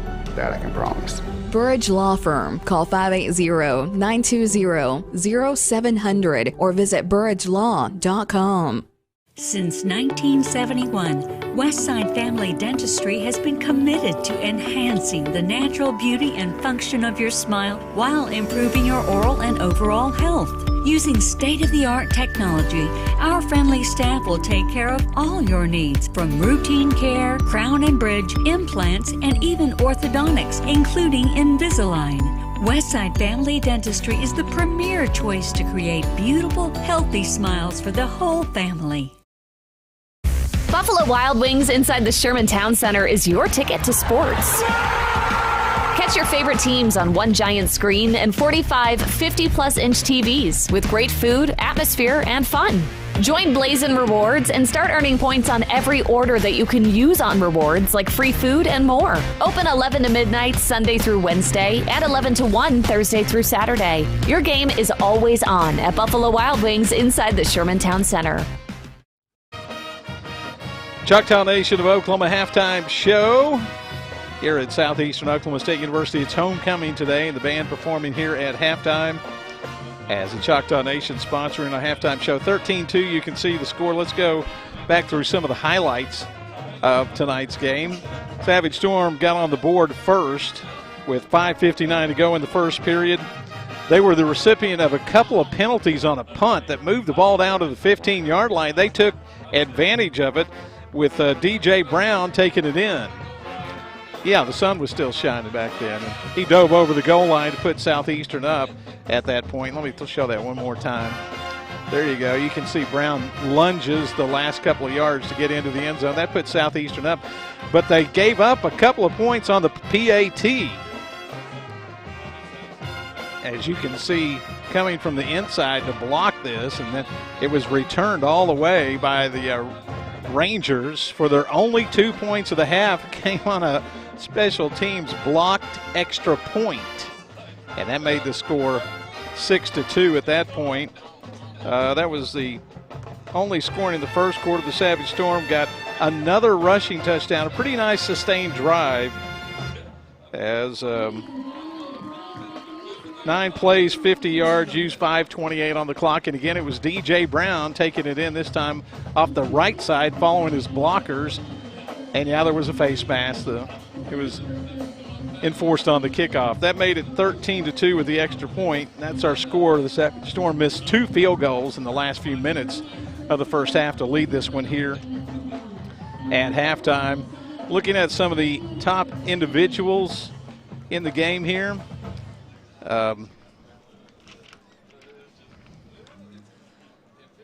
Quarterback for the Savage Storm Fields is 9 of 13 passing for 64 yards. His favorite target was Whitley with 3 catches. DJ Brown had 15 carries for 70 yards and those 2 touchdowns. If you look at the team stats here at halftime, the Savage Storm defense is dominated. First downs, 16-2. That is pretty impressive right there. Rushing yards, Savage Storm with 101 to -3. -3 rushing yards for the Rangers in the first half.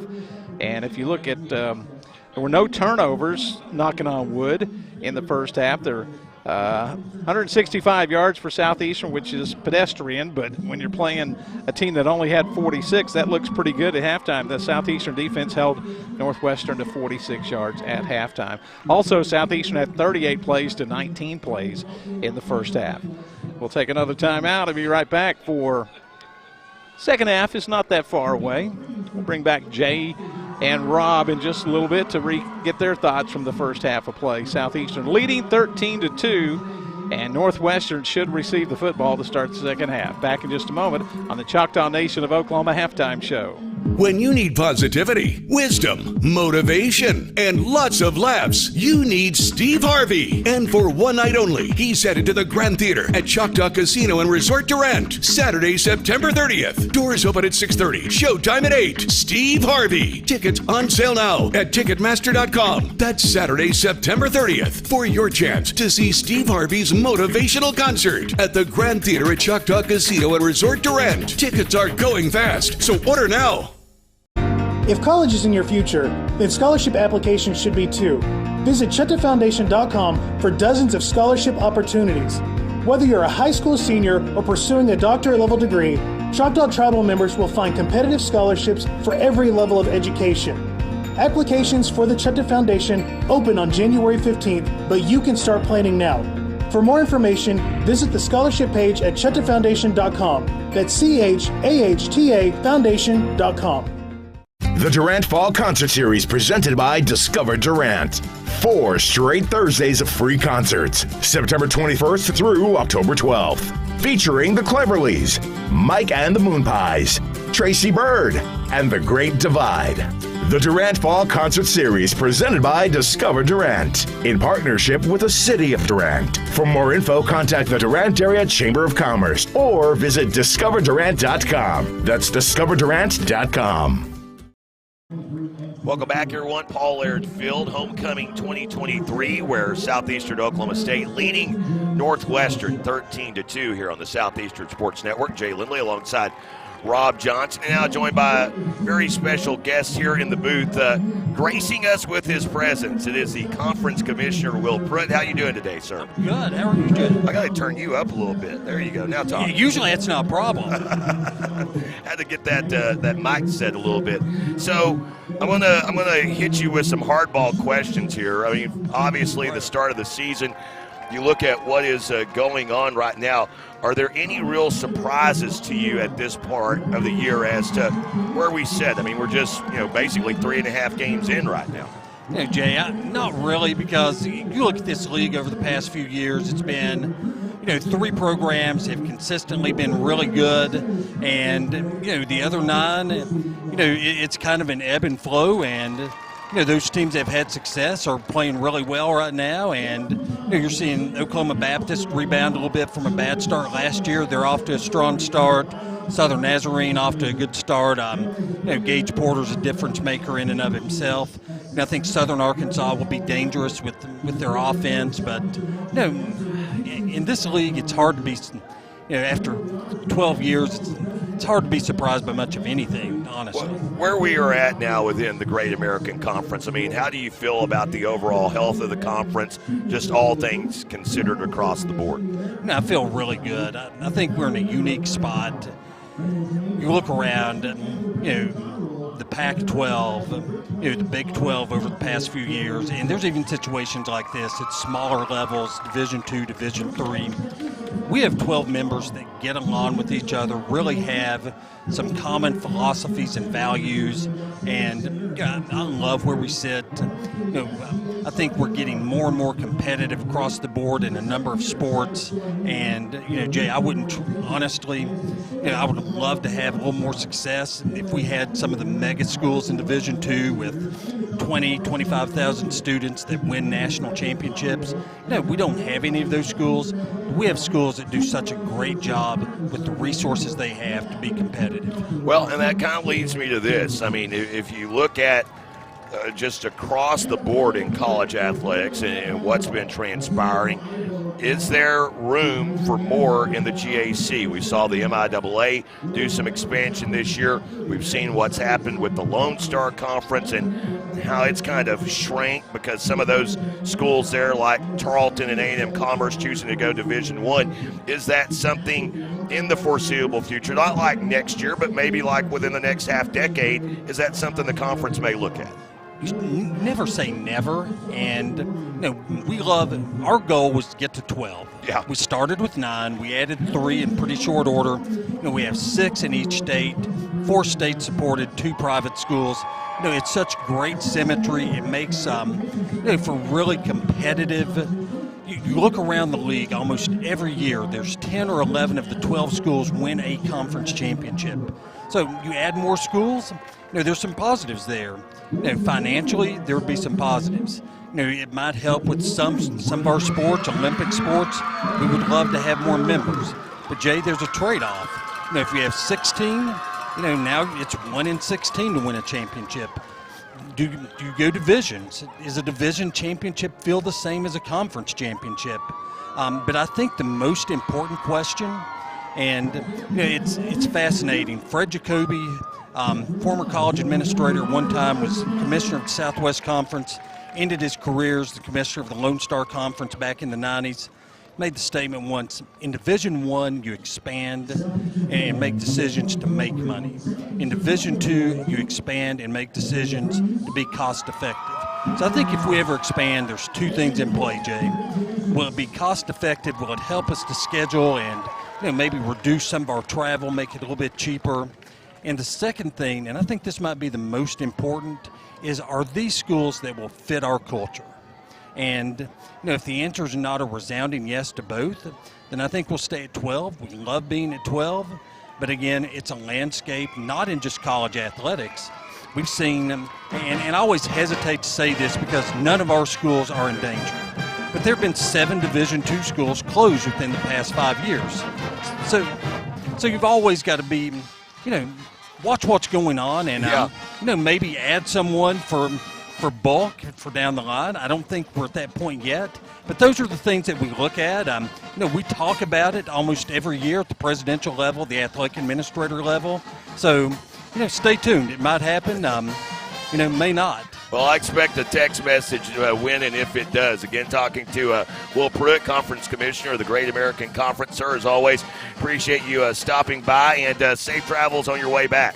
Hey, it's always a pleasure. Great to see you. Of course, right there, Will Pruitt joining us here in the Choctaw Nation of Oklahoma halftime show. Coming up, we'll revisit the Keys with Rob after this on the Southeastern Sports Network. What sets Arnett Insurance apart? 11 agents, each with at least a decade and a combined 274 years of experience. As an independent insurance agency, the staff at Arnett Insurance has the means to find rates that fit your lifestyle and budget. You'll find a variety of insurance companies working for your business, home, life, auto, and commercial. Insurance working for you. What a concept. Arnett Insurance, 1116 West Main, and online at arnettinsurance.com. That's arnettinsurance.com.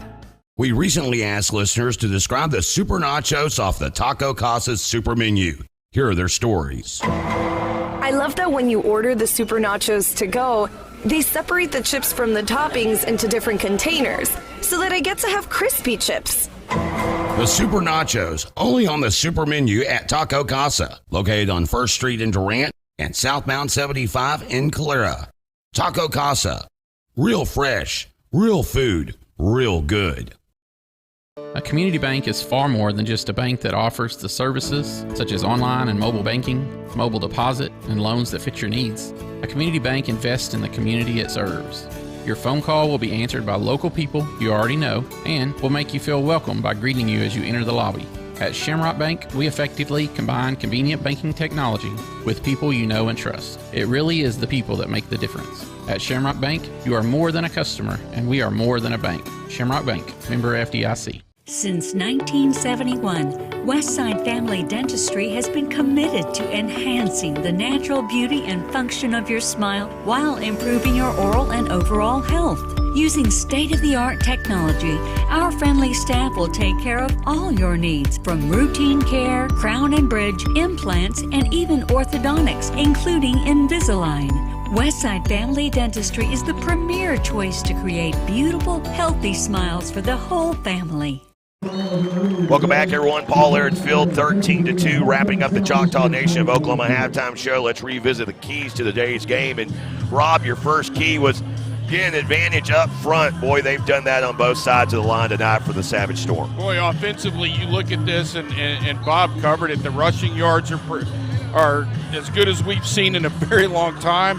The way DJ Brown has shown up and performed here tonight, the 5 for 8 on third down, the 22-plus minutes of time of possession, those all speak to taking advantage of your advantage up front offensively. And defensively, we've seen them just absolutely shut down the running game for Northwestern. So it's been an A performance so far up front on both sides of the ball. Well, the other key was value of the ball. Savage Storm have come awfully close to creating a turnover. They have not, but the good news is after turning it over 5 times last week, no turnovers for the Savage Storm as well. Let's revisit the field conditions and the temperature here at Paul Laird Field. It is a smothering first day of fall. Well, 95 degrees at kickoff. It's gone clear down to 91, but the humidity's actually gone up. So it still feels like it's 97 degrees, even at this hour of the evening.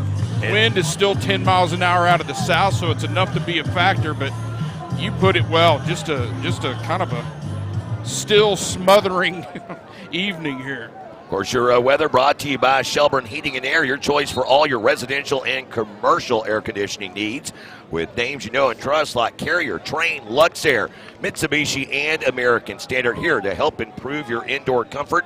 Trust your local heating and air experts. That would be Shelburne Heating and Air. Visit ShelburneHeatAir.com. Second half is upon us. We wrap up the Choctaw Nation of Oklahoma halftime show. The Choctaw Nation of Oklahoma opening doors for tribal members and their neighbors so that all of Oklahoma can prosper. Find out how by visiting ChoctawNation.com. Second half is here, and Jackson Nally out to kick it away. Savage Storm missed opportunity at points at the end of the half. A pair of missed field goals late by the freshman Dylan Cox, and thus the 13-2 score here. Savage Storm will be kicking south to north on this U.S. Cellular kickoff as the sun has completely set at Paul Laird Field. We're playing fully under the LED lights, and the Rangers in their all-white set to return. As we get this second half underway, Nally into a trot, and here is a booming end-over-end kick that goes into the end zone and out of the back. Your U.S. Cellular kickoff. Be sure to enter for a chance to win a $20,000 distraction-free vacation. Visit 20kvacay.com. No purchase necessary. See rules for details. It's brought to you by your friends at U.S. Cellular, America's locally grown wireless. Well, Jay, 5 offensive drives for Northwestern in that first half. 3 of them were 3-and-outs. So to say that this defense has had a decent evening this evening would be an understatement. Let's see if they can't continue it here. So far, Rangers with less than 50 yards of total offense. They try the jet sweep. It's Romar getting to the edge, and he gains, I don't think he gained anything. I think it's maybe even a lost play as Travis Romar, the 5'10", 165-pound junior out of Canadian, Texas, actually loses a yard back to the 24. Yeah, they're just doing everything they can right now to try to outflank this Southeastern defense, and it's not working. 3 receivers right, wide side of the field, back to the ground game, and nothing going there. Stood up at the line of scrimmage was Jashawn Foster, They'll actually give him a gain of 1 somehow. I don't know really how. But here is 3rd down and 10. So far, 1 of 6 on 3rd downs. Everson receives the snap, steps up into the pocket, fires one low, incomplete. Off of the hands of Braden Reichert, the 6-foot senior from Edmond Santa Fe High School. And that's 3-and-out number 5 on the evening for this Ranger offense. And again, they're going to have to pump this football into this significant wind coming out of the south. Should be good in field position for Southeastern. Hopefully they can get the offense out here, reestablish what they've already started and run away a little bit. So here is a snap that is fielded by Green. He gets away a sidewinding punt, fielded by Williams at the 40. Already to midfield, blockers in front. 40, jitterbugging down to the 35. Stood up there, shoved out of bounds. A little bit late, no whistle there on Jaden Frazier. Now there's a flag. Now there's a little bit more. And it looks like we've got, I can't see the number because it's 25. Well, it was 25 in Bashu Delco and 26 for Southeastern and Xavier Wright. So those two went back and forth at it, and so it'll be post-play, whatever the case may be, and most likely offsetting unsportsmanlike penalties, but we'll wait and see.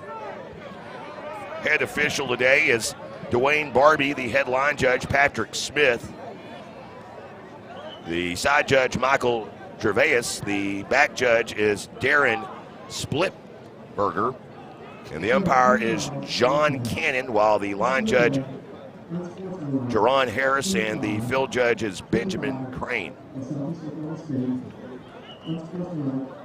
And that's exactly what we're going to see and so both players are ejected from the game. So Wright's evening is done on special teams, as is Delco's. Yeah, I think he got his numbers backwards. He said 26 for Northwestern and 25 for Southeastern. I think it's the opposite. Yeah. I think it's 26 Southeastern, 25 Northwestern. Either way, those two players will not get to finish this. Yeah, it's 26 for Southeastern, by the way, that's being escorted to the locker room where he'll watch the video stream. We have a new viewer here. I assume they threw punches, perhaps maybe the magic words to the official. I would imagine the punches would probably be I think that's probably what happened, yeah. Didn't see it, but typically if you have an ejection like that, that's what you have. So now the Storm will have solid starting field position to begin this drive at the Northwestern 35-yard line. Third time tonight they've started in plus territory. They had one drive that began at the 15-yard line. Three receivers right, with a tight end to the left. Fields receives the snap, swings it out high and incomplete. That one was going toward Caleb Whitley, and it was just too high.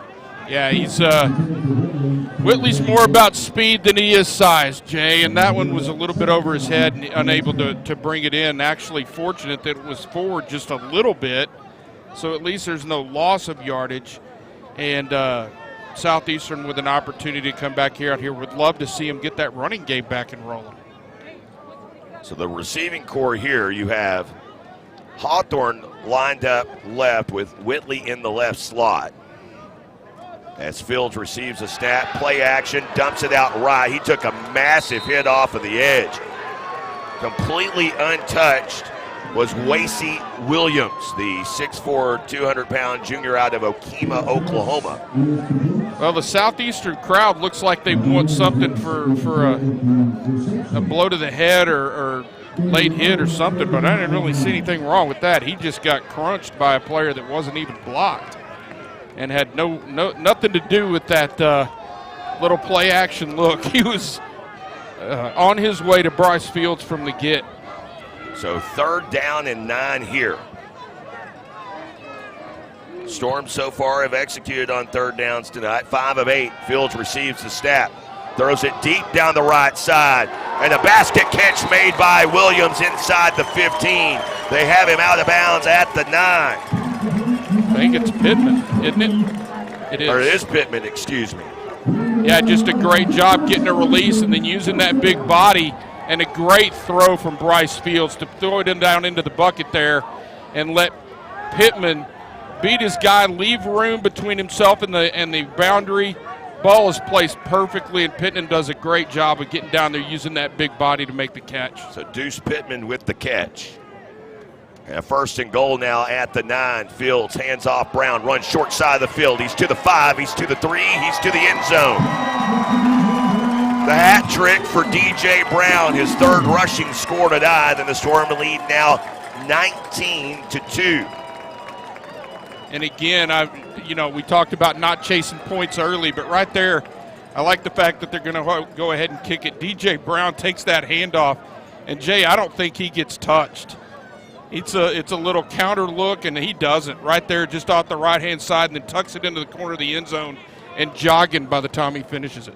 Cox for the all-important extra point, and he knocks it down. 20-2 our score with 12:19 to play in the third. Savage Storm football continues after this on the Southeastern Sports Network. Durant Lumber Company, your only locally home-owned lumber and true value hardware store at 115 South 3rd Street, has been a supporter of our community's local schools and athletes for over 100 years. You know Durant Lumber for all of their high-quality building materials. Now, get to know Durant Lumber for all of your game day needs with Traeger grills, wood pellets, outdoor furniture, and more. Durant Lumber in the heart of downtown Durant. Quality products, competitive prices. Durant Lumber Company. Behind every project is a true value. Cherokee Communications believes good things come in threes, like three-pointers, epic movie trilogies, and great home service. That's why Cherokee offers HD TV, high-speed internet, and home phone. And right now, you can get any service or all three for one low cost. Get HD TV, internet, and home phone from Cherokee Communications and score 3 for the home team. Visit CherokeeCom.com today. Storm tack on 7 more. They lead now 20-2. Jay Lindley alongside Rob Johnson. Here's your most recent Texoma Chevy Dealer scoring drive recap, Rob. Well, second short drive of the night. In fact, the longest drive, 50 yards on the night. But this one, 4 plays, 35 yards. It consumes 1:28 seconds on the clock. And as you alluded to, DJ Brown with the hat trick, his 3rd touchdown run of the night, 2nd one from 9 yards. It's Chevy truck season, and with a Chevy Silverado, you can take on the mountains or you can move them. Find new roads, Chevrolet, and find your Silverado at your local Texoma Chevy dealers. 20-2 as we get set for this U.S. Cellular kickoff, a south to north kick from the foot of Jackson Nally.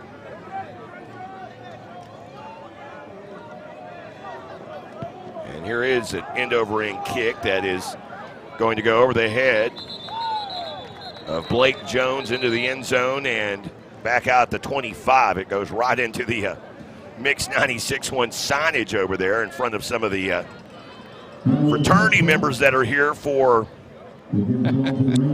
homecoming. For Southeastern Oklahoma State, they lead the all-time series against Northwestern, 49-30-1. They have dominated this series over the last several years. They've won 6 in a row now and are looking to make it 7 should they be able to hold on to this lead. Jones in the backfield. We have new quarterback into the game is Caleb Dill, Frisco Reed freshman. Guy that you and I actually saw a year ago in the high school ranks, 5A Division I quarterback at Frisco Reedy. And Dill's one out left side, finds his receiver Torrance Stevens, and Stevens is crunched down there on the far side. Mikey Hookfin. We continue to talk about Hookfin this season, the 5'9", 175-pound sophomore coming into the day, second on the team in tackles with 17. You know, we talked about Stevens as a key player. That just his 2nd catch of the night for a total of 7 yards. So they've been able to keep him Raptor 6 actually yards total. 4-yard pickup brings up 2nd down and 6. And Dill out right side again to Stevens. That time, though, Stevens would have been better off to just not catch that one. Instead, it's a completion and it's a loss. You know what? It looked like it bounced into him from up here, but you know what? Great job. And now Stevens, forget the 6 yards of receiving. He just lost 4. 4 of them there. So 3 catches for 2 yards. That's hard to do. So 3rd down and 10. Rangers have been held to 1 of 7 on 3rd down so far tonight for the season. They're 10 of 44 coming into today. Snap back to the quarterback, Dill, looking to pass. Now running for his life. He's going to be sacked. Brought down in the backfield, and making the tackle is Cameron Pumphrey, the South Hill Scorpion, on the tackle. I can't tell if that's a flag or not. There's a flag on the 40-yard line on the far side of the field. And Ty Williams is pointing toward the Northwestern side, but we know how that goes. And so the holding will take away the sack. It's an automatic first down. Well, that was another 3 and out and would have been the 6th 3 and out for the Rangers on the night, but the penalty bails them out. Defense has got to regather here and refocus. Just the second penalty of the night on Southeastern, but a costly one. It keeps the drive alive. Dill out right side, pass caught. And catching that into the Southeastern boundary is Chancellor Gill. Yeah, just Madison High School. Sorry, just a quick outlook there and trying to get the young quarterback an easy completion. He does a good job getting that one out there. I think they're basically married to throwing it a little bit right now to try to get back in it. Dill in the gun, has 4 wide. Gill in motion, left to right. They swing it out his way. He's crunched. The ball popped up, it looked like. And who is it again? It's that man, Mikey Hookfin. I'm telling you, how many times do you have to throw that swing pass look and realize that he's going to just punish your receiver? And boy, does he do it on this one. Breaks through the block, does a great job of shedding the blocker, and then just makes a great open field tackle right around the waist where he's not able to escape, and a big third down. 9:57 and counting down, 3rd down and 12 here in the third quarter. Rangers need to make the 45 for a first. Snap back to Dill. 3-step drop, steps up into the pocket, now on the run. Coming near side and goes down. Hard hit, Cameron Tate. Dill showing some movement, gets a chunk of yardage back, picks up 7, but it'll be 4th and 5. Well, and I wonder, nope, here comes the punt team. It's not often you get 2 3 and outs on one defensive series.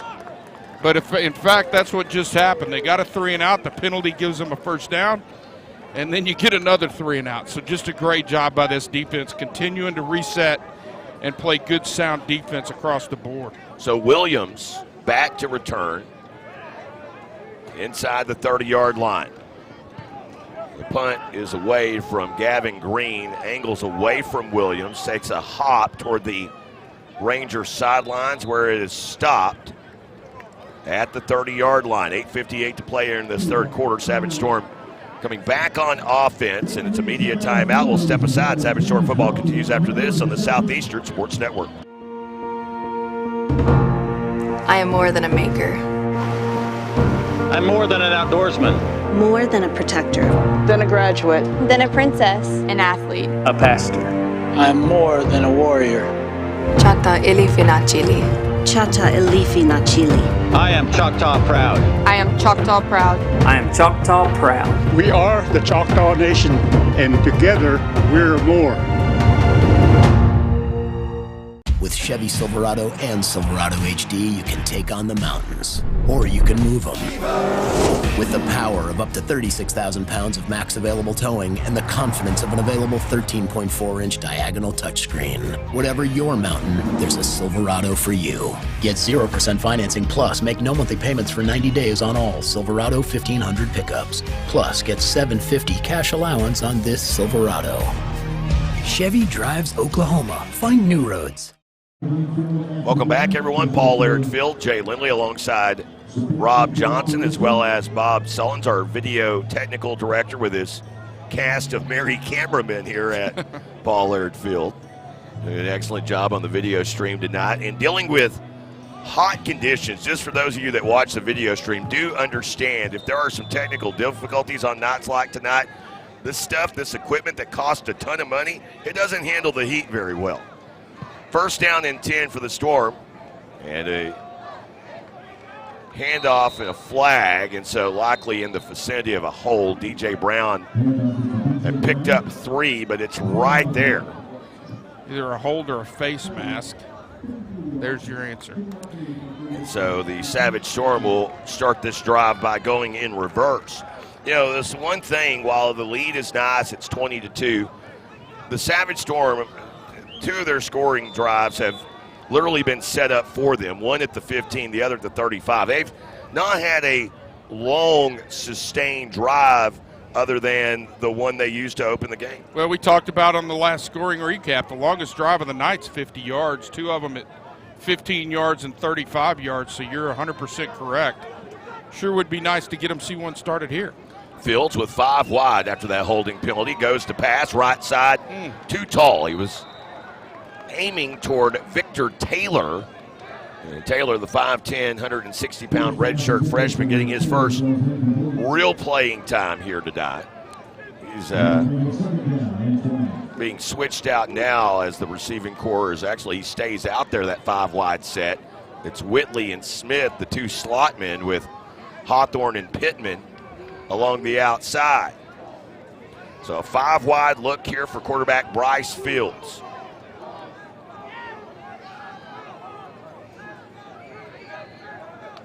Receives a snap, swings it out left flat, pass caught. Caleb Whitley, he's got the Jets. Jets over the 25, and a flag comes in. I believe it comes in on Taylor, and I believe it's going to be in the form of a hold. Yeah, I think they got 14 there on the edge. Had his defender locked up, but had him locked up a little bit too well. And that should move them back to around the 14-yard line if that is the case. Flag is setting at the 24. Conversation on the far side with Coach Ronnie Jones as to whether or not to accept the penalty. Interesting. Did he choose to decline that?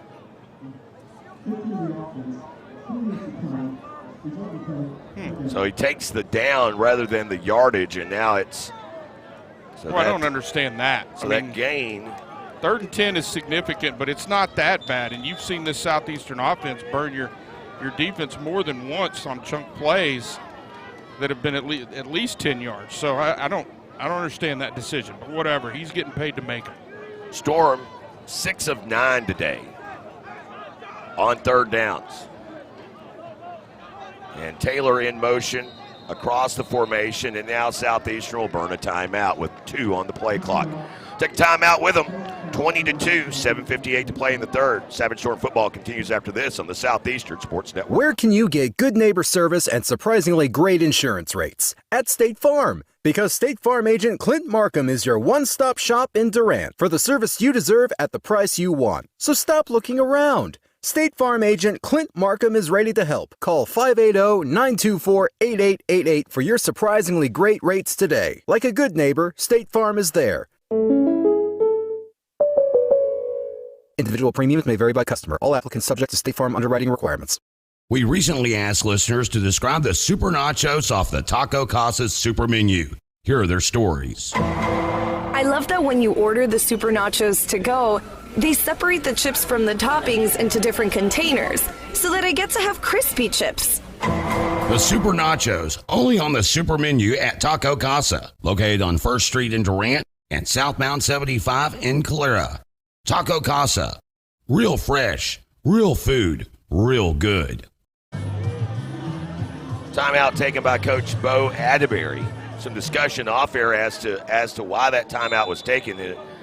Good observation by Bob Sullins. It appeared as though Southeastern may have about to been called for an illegal shift, or it could have just been the play clock getting down to 2. Either way, 3rd down and 10 for the Storm. Fields to pass, goes right side. Pittman's way, has the grab at the 1st down, sticks.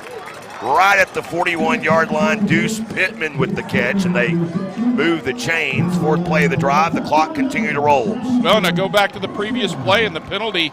The other thing we discussed in the break was why would you not take that penalty there with the 3rd and 10? Pittman able to just down and quick out at 10 yards. A great throw from Bryce Fields, and credit his arm strength there from one hash all the way to the far sideline, right on target, and a 1st down throw to keep this drive moving. 3 receivers left, with Brown the tailback to the left of Fields. Quick out left side to Whitley. Plants, now jets upfield, picks up 4 on the play to the 45-yard line. Well, you're starting to see the Rangers defense really start to crowd the line of scrimmage. They've got to start taking some chances, try to create some turnovers, and at least try to get this running game to stop being a factor. As a result, they're starting to leave some guys one-on-one on the outside. You've only got about 7 minutes here with the wind. Wonder if you might see one good deep shot before they get turned around. Fields in the gun. Whitley, that's his 5th reception of the game after being held to 2 catches last week. He's got 5 for 38 tonight. 2nd down and 6. Snap back to Fields. Looks deep over the middle. Has Whitley. Caught and dropped. Hauled it in, and then the ground forced it loose. It was on the money. Whitley just couldn't haul it in for the grab. Well, Fields does a good job of throwing this to the sidelines to try to keep it away from where the safety could get to, but you can see Whitley having to catch that ball straight over his head. Guys, you cannot imagine how difficult to catch that is. I'm sure Whitley would tell you it's one he should have come down with, but that is a tough catch. So now 3rd down and 6. Can the Storm convert again on 3rd down? 4 wide, 2 to each side. Snap back to Fields, looking right all day. Airs it out right side. Has Taylor caught at the 20, 15, and out of bounds. So Victor Taylor, we've had a couple of firsts here tonight. Earlier we had DJ Brown with his first score, and now arm raised coming to the near sideline with his first career catch. Victor Taylor in a big gain down to the 14-13 yard line. Terrific pickup of 32 yards for Taylor. And a great job. Again, we talked about it just a couple plays ago. As the Rangers start to bring more defenders into the box and try to send extra people to shut down this running game and get pressure on Fields, you get that man-to-man coverage on the edge, and there goes somebody running by you. 1st and 10 from the 13. Fields looking to pass. He'll run short side of the field and sidestep a defender, but then is taken down right near the line of scrimmage. Tackle made by Kevin Orange, junior out of Missouri and a D1 transfer from Kansas. Sorry, Jay. Are we getting a little stoppage here? What do we have?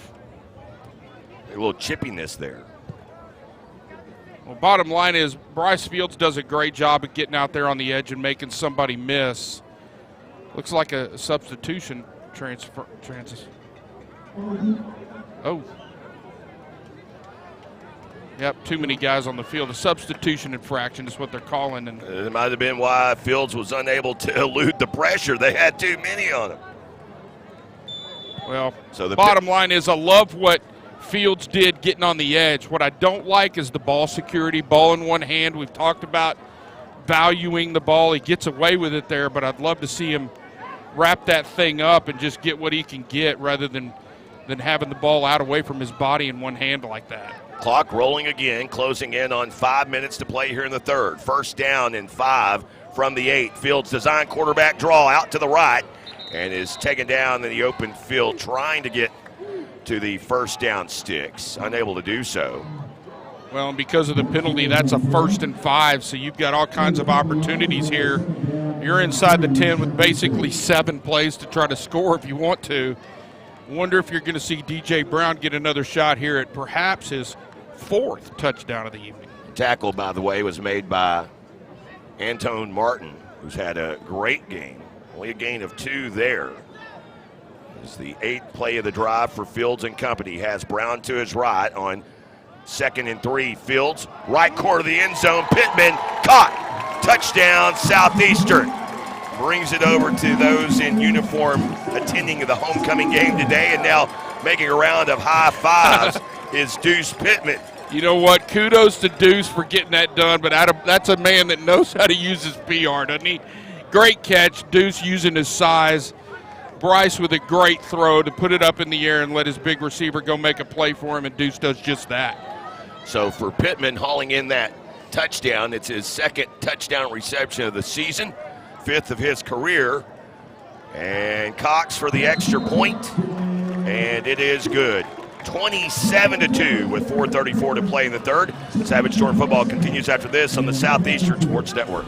Holiday Inn Express IHG Durant is the champion's choice, conveniently located just off Highway 75 near restaurants and shopping. Holiday Inn Express Durant has 98 rooms, complete with a business center and conference room for work and a pool and a hot tub for play. Only 2 miles from the Southeastern campus and just 10 minutes from Choctaw Casino Resorts. Book your stay today at ihg.com. That's ihg.com. Holiday Inn Express Durant, proud partner of Southeastern Sports Network. Home. It's a word that carries different meanings for different people. To some, home is where children are raised. To others, it's a quiet retreat shared with a faithful companion. But if you don't feel safe, home can take on a whole new meaning. At the Choctaw Nation Family Violence Prevention Program, we believe everyone deserves to feel safe, especially at home. If you or someone you know is living with domestic violence, please call 800-522-6170 or search victim support at ChoctawNation.com. We are here for you. 4:34 to play here in the third. It's been all Southeastern, 27-2. We'll have a Texoma Chevy Dealer scoring drive recap, but first, your U.S. Cellular kickoff. New customers add a line and bring in their own qualifying device from another carrier, and you will get a $500 virtual promo card, $500 virtual promo card. Be sure to visit U.S. Cellular for details. End over end kick is fielded at the 5. Brought out up the left sideline, shot out of a cannon is Blake Jones, taken down right at the 30-yard line. And that is where Northwestern will begin this drive, trailing 27-2. Rob, longest sustained drive of the night for Southeastern Oklahoma State, as it is capped by a great pass to Deuce Pittman. Take it away with your Texoma Chevy Dealer scoring drive recap. Well, you mentioned it. We talked about it. We wanted a long sustained drive. Well, there it came. 8 plays, 70 yards, 4 minutes and 24 seconds off the clock. Fields finishes it off with a 6-yard touchdown pass to Pittman to extend the lead.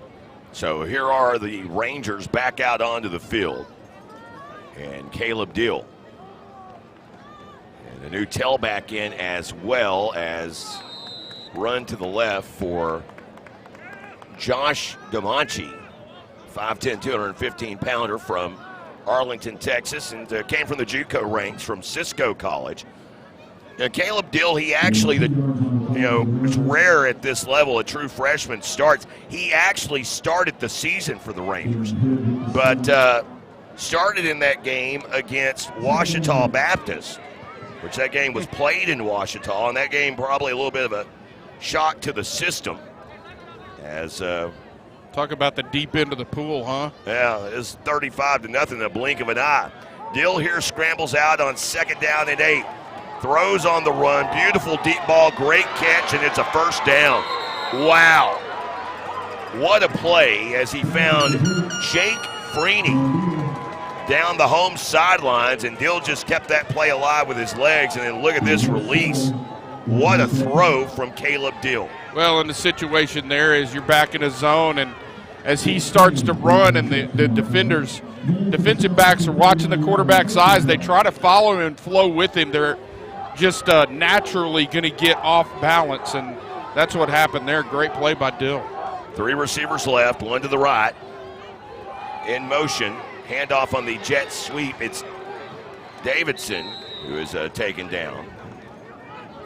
As Chase Davidson trying to get to the edge. They pick up a couple on that one, picking up one officially from the 39 to the 38-yard line. Well, just so you know, Bob will cover the stats at the end of the night, but 20 first downs for Southeastern. That the 3rd first down for Northwestern Oklahoma State. Dill with 5 wide, 3 to the right, 2 to the left. Snap from the 38. Looks to his right, throws out a pass. This one's picked off, snagged out of the air. First pick of the season for Southeastern. All the way to the 30, still on his feet and getting waved on into the sidelines. P.J. Larry, the backup safety, comes up with the first interception of the year for Southeastern's defense, and the Stormer knocking on the door. Well, we talked about how this defensive backfield was going to be backed up in zone. Try to keep everything in front of you. Read the quarterback's eyes. That's exactly what Perry does there. Steps right in front of the throw, as you see Caleb Dill here on the replay. He's going to look to his right and never really looks off the safety.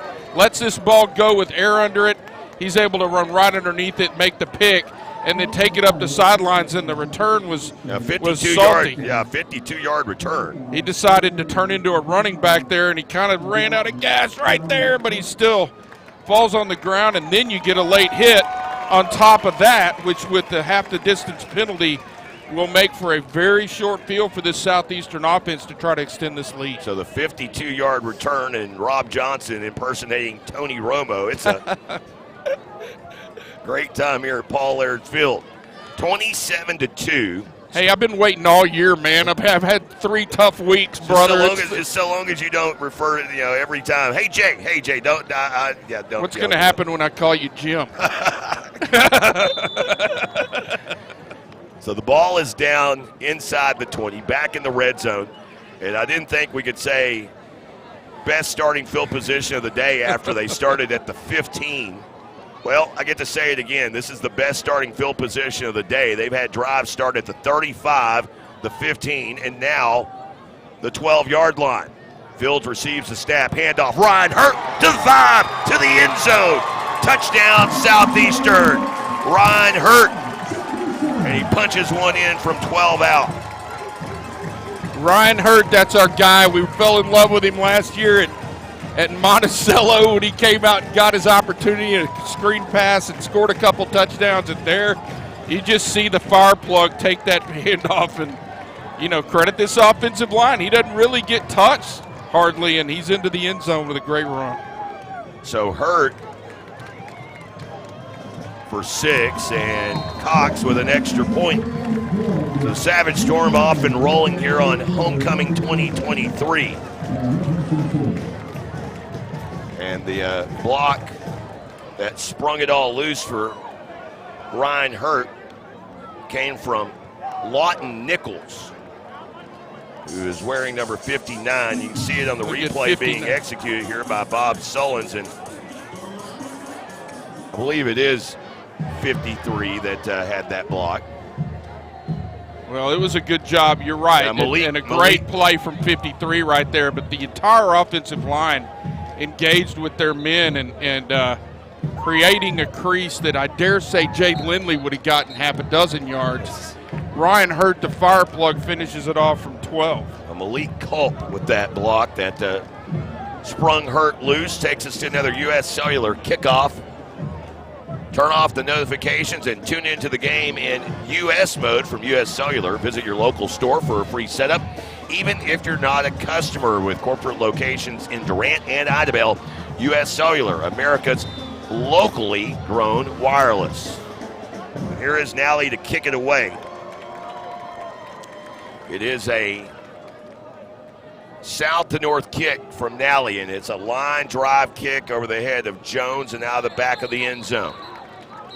Got to have a talk with Jones. He missed the Mix 96 sign that time. We're trying to get some extra pub. Of course, that takes us to a Texoma Chevy dealer scoring drive recap. It's Chevy truck season, and with a Chevy Silverado, you can take on the mountains or you can move them, command your path, conquer the trails, and take on new challenges. Find new roads, Chevrolet, and find your Silverado at your local Texoma Chevy dealers, Rob. Well, we've been talking about the short fields that this Southeastern defense has dealt with in the first 3 weeks.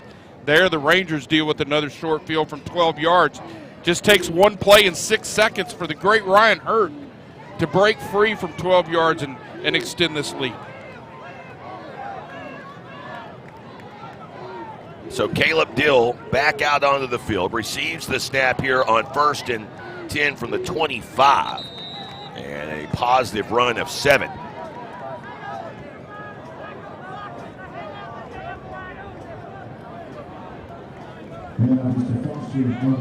I wish you people could hear what we talk about off air. I mean that. This is fun. So the Rangers facing 2nd and 3. Quick out right side. That one almost picked off. It was almost picked by Joseph Jones. That's the second one tonight. Jones has gotten a piece of, had an opportunity in the first half to get one. Well, and you've seen this Ranger offense look up.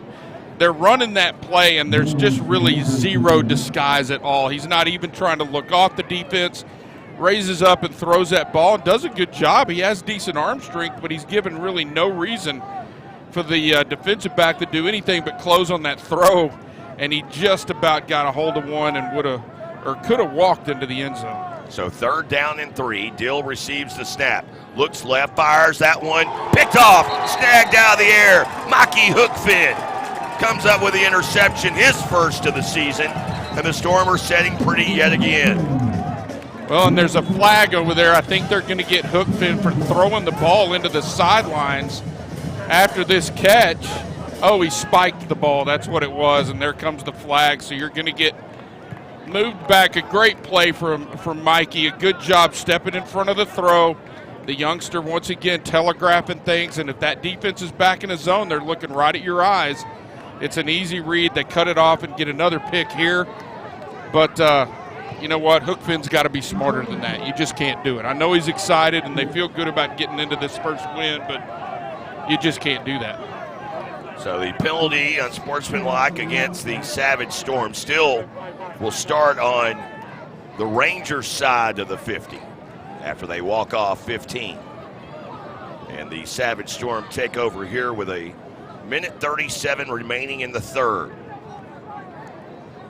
Chance to get some youngsters a little bit of playing time right here. Hurt in the backfield. Not a youngster, but getting a chance to play. Snap back to Fields, give to Hurt. And Hurt into the pile, breaks away, 35-30 to the 20, 15, 10, 5, end zone. 2 carries, 2 touchdowns, Ryan Hurt. Wow. That one from 47 yards out. Yes, and he now leads the team in yards per carry this season. season. You think that's a heck of an average, Ryan. You know what? The fire plug, he just does whatever they ask him to do. He covers kicks, he covers punts, and he gets his opportunities, boys and girls, and he takes the most of them. And he is riled up on the sidelines as the extra point is good. We'll still leave it here. 41-2 our score. Storm now scoring points in bunches here in this third quarter as they put up 21 here in the third. Want to remind everyone to check out our player profiles they're presented to you by Discover Durant. This week's player profile is posted. Go to the Go Southeastern Facebook page and the Mix 96.1 Facebook page where you can take in those. Coming up next week, we'll begin profiling some of this year's team members of Southeastern volleyball. That'll begin, though, next week. Rob, you want to line out another Texoma Chevy dealer scoring drive recap? That was, I think, pretty simple. You think? One play, 47 yards. Once again, Ryan Hurt says, all I do is score touchdowns. Where's that Marquise Gray guy? You know what? Give him another week off. 2 carries, 2 scores. This one from 47 yards out. It took 12 seconds this time. And once again, the lead is extended, and the route appears to be on. So here is Jackson Nally for your U.S. Cellular kickoff. It is a south to north kick.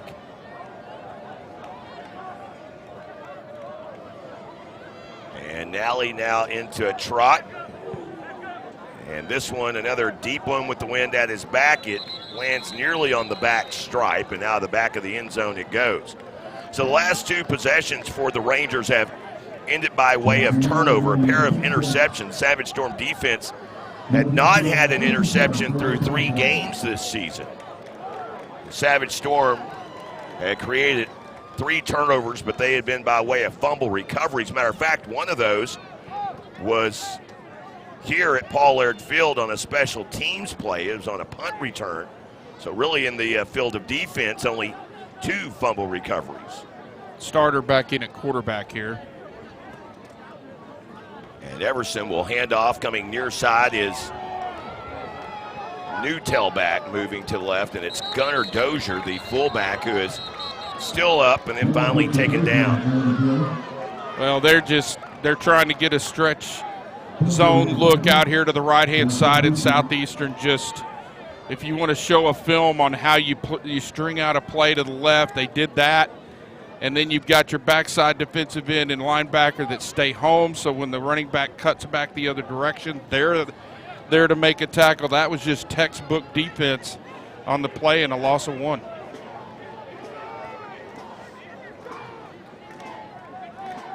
So Everson now calling the shots. Play clock slides under 10. This snap flies by him, and he just falls down on top of it. And actually probably the best thing he could have done, because oftentimes you see a guy, especially with his back to the defense, he had D'Angelo Shanks bearing down on him, turn around, then you get hit while the ball is loosely in your hand. Well, and the other issue is they're going to have to continue to throw the ball to try to get back in this, and now with the end of the quarter, they'll at least get the win behind their back to try and do that. 41-2 on homecoming night. We head to the fourth.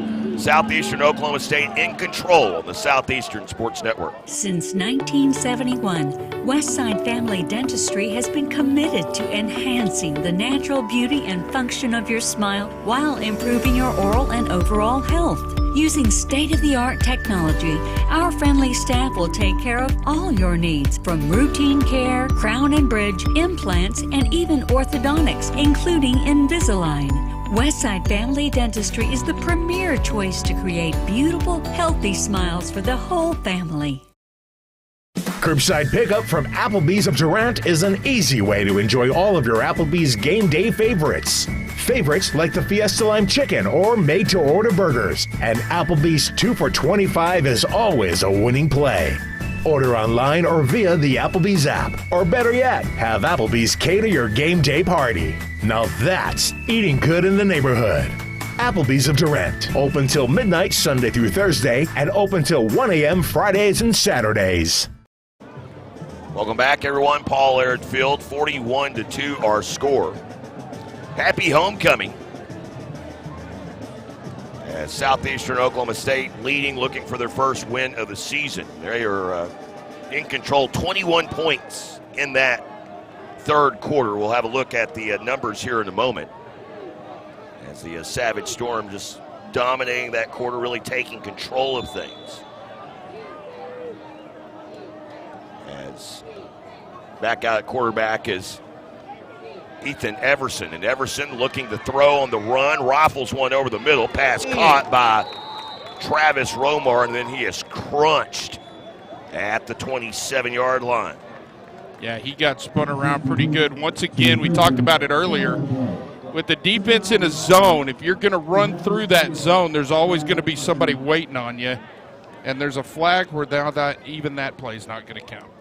So just a quick look at those third quarter numbers. Savage Storm put up 21 points in the third. They do it while outgaining Northwestern. Get this. They ran less plays.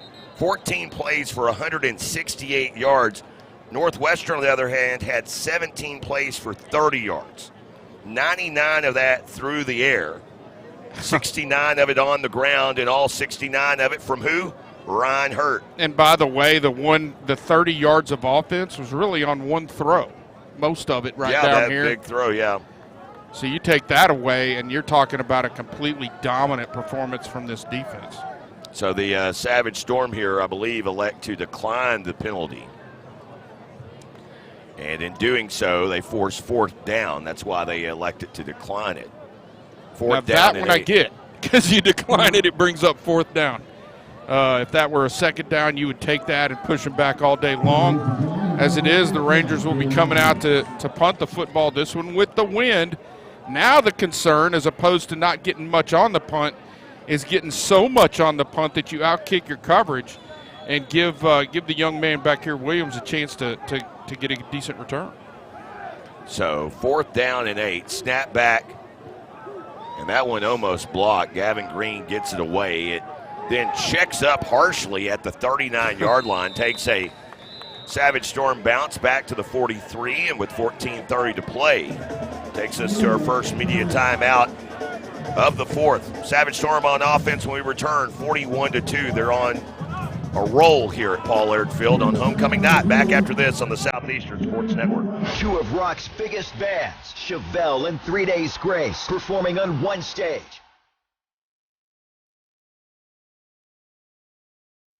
Saturday, October 7th, the Choctaw Grand Theater.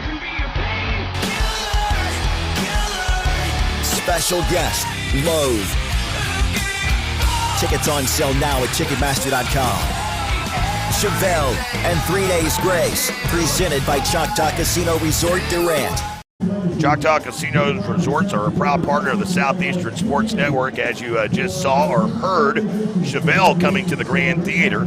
Tickets are available for a number of shows that are coming, including Lady A at the end of the month, Steve Harvey coming up next week as well. Tonight it's Bo Cephas and my buddy here, Rob Johnson, Should things end in a timely manner, we have a little family tradition at the Grand Theater. Might get a little bit of a late look at the man. We'll see.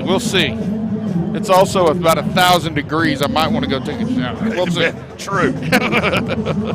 But you can go check out ticket deals at ChoctawCasino.com. And they've got a host of shows coming up. Carrie Underwood in October, Black Crows in December. I might have to figure out a way to slide out and see Chevelle. So into the game for Southeastern Oklahoma State is Weston Conaway. Last week, 12 of 26, threw a pair of picks. Handoff Ryan Hurt trying to get to the edge. Does. Lowers his shoulder, and then flags come in from every angle and direction. There are 3 flags on the field. I'm just a little disappointed that he didn't score, Jay. I mean, good Lord. What is he waiting on over here? A holding penalty will move it back. Savage Storm now will be facing 1st and 20. Well, sorry, go ahead. Ryan Hurt just does a good job. He's an energy player, and right now, this Southeastern offense at 41-2, really you just want to get out of the rest of this one without getting hurt. No pun intended, right? So 1st down and 20 now from the 34-yard line. Handoff Hurt up the middle, and Hurt from the 34 over the 40 to the 42-yard line. And maybe the most important part of that run is a decent pickup, but clock keeps running. Clock keeps running, and now you're back to 2nd down and 12 if you're Southeastern Oklahoma State. Want to see him try to use most of this play clock here. I'm assuming that's something that's been discussed. Snap back here to Fields. Handoff Hurt right up the middle and almost to midfield. I'll tell you what, Ryan Hurt is not – there's not much confusion on where he's going. We're supposed to run this, to me, off of that right guard. Guess where I'm going? And if the right guard's in the way, I'm going to run him over too. And a great job from this offensive line as they continue tonight, especially with the new center in there. You talked about the injury there. Just a good job sort of gelling tonight. It's back to pass. It's Fields on 3rd down, and he swings it out right side, hauled in by Isaiah Williams. Has the line to gain at the 45. So a gain of 6, the completion by Conaway, his first of the night. And going back to talk about Ryan Hurt, there's a guy that's listed at 5'8", 190 pounds, a sophomore. I believe the 190. I don't know that I believe the 5'8", but okay. Out of Coppell, Texas, and you're right. He kind of burst onto the scene last year. We had a great time. His parents came up to us after a game and introduced themselves. And so far tonight, he's got a pair of rushing scores. DJ Brown with 3 rushing scores, and Pittman with a receiving score. Handoff to Hurt on 1st and 10. Stood up 2 yards into the run. And maybe a false start here. We'll see. And Northwestern got a player over there, number 7. Looked like he's hobbled a little bit. Don't want to see anybody get hurt in a situation like this. And sure enough, offsides will give you 5 free yards and another crack at 1st down to keep this drive moving and, more important, this clock moving. Yeah, the injured Northwestern player was Kevin Orange, the D1 transfer from Kansas. So 1st and 5 is the call now. And a new back into the backfield. It's Jason Nagu. Or excuse me, Jonathan Cobb in at tailback. Back to pass is Conaway. Conaway now trying to run at it. Defender grabbed a hold of his offhand. It was like kind of escorted there along. That was really off and see that. Conaway gets back to the line of scrimmage. Good job by Conaway. And the one thing with the defender holding his offhand like that, he's unable to get 2 hands on the ball. So credit Conaway there as he gets into traffic. Kind of goes back to that 3 points of contact, high and tight, gets it up in his armpit and and does a good job with ball security at least there. So 2 receivers out to the left, 1 to the right. Tight end lined up over the right tackle. Conaway receives the snap out to Williams' left side. Jitterbugs trying to spin out of a tackle at the 35. Stood up there and doesn't go down. 5 white jerseys around him. But it is a first down pickup for Andre Williams, and Savage Storm will have it at the typically 33. On that kind of a look, with a quick look out to the side like that, you're trying to get 2 receivers and 1 defender, get the 1 receiver to block and get your receiver out there in space. There was just so much of a cushion over there. He got the 5 yards before he even ran into anybody. So Conaway receiving the snap here. Handoff, and it's Cobb up the middle. The ground game has just been really efficient here today. Well, it's been we talked about it on our keys to the game and trying to establish an advantage up front. I mean, you got to love it. 57 plays for 360 yards, 184 of them on the ground, pushing a 200 yards rushing day. Not sure when the last time that happened, but it's been a while. Second down and 4 here. Conaway looking to pass. Has time, fires it out. That one short and incomplete. Well, and he's got right there, Conaway, you can see him start his reads from right to left. It's the way you teach him to do it, given that that's the wide side of the field. Gets to his last read and just chooses to throw it there, even though it's really mostly a throwaway. If he comes back to the middle of the field, he's got a tight end that's uncovered. He could have thrown it underhand or end over end and probably had a touchdown throw. Right there, just kind of being a little bit too robotic and not letting the play come to him a little bit and being patient. So 3rd down and 4. First down line to gain at the 23. Conaway in the gun. Play action, Conaway under pressure. Flushed out to his right, throws deep down the right side, and almost hauling it in was Isaiah Williams. It went right through his hands. Well, he did a great job, and he made a good effort, but just unable to get that one brought in. And credit Conaway for escaping out to his right, showing a little bit of athleticism. He lets it go here just off the end of his fingertips. Would have been a great catch. I'm sure he'll be the first one to tell you he should have made it, though. 4th down and 4 here. And a decision here for the Savage Storm, and opting to go for it here and keep the game rolling along. Jonathan Cobb, the tailback, he is to the right of Weston Conaway. And now he is shifted to the left. Now whistles blow the play dead. Play clock could run down. I wonder if there's a timeout. Nope. Delay a game on Southeastern. So interesting. Now you go to 4th and 9. Do you keep the offense out there? And apparently they will. At this point in the game, you're just trying to get some work for some of these young players that are into the game.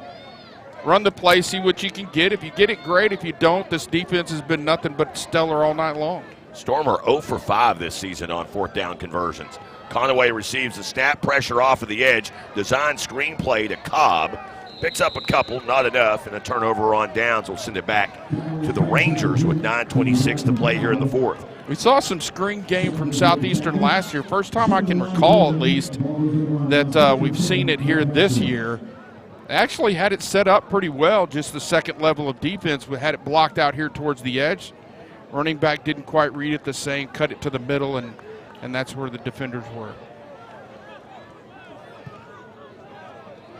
You know, we've heaped praise on the offense, but the defense today, they've held Northwestern to just 76 yards of offense. The last time that and 0 points, by the way. I know there's 2 up there, but that's a blocked extra point. Well, the last time that happened was against this Rangers team. Handoff sprinting right side is Josh DeMonche. DeMonche, the new tailback. Well, and he does a good job just stringing that one out, and the defense does the same thing. Just everybody fill the gaps, continue to move down the line of scrimmage until the running back decides to come to you. He eventually does.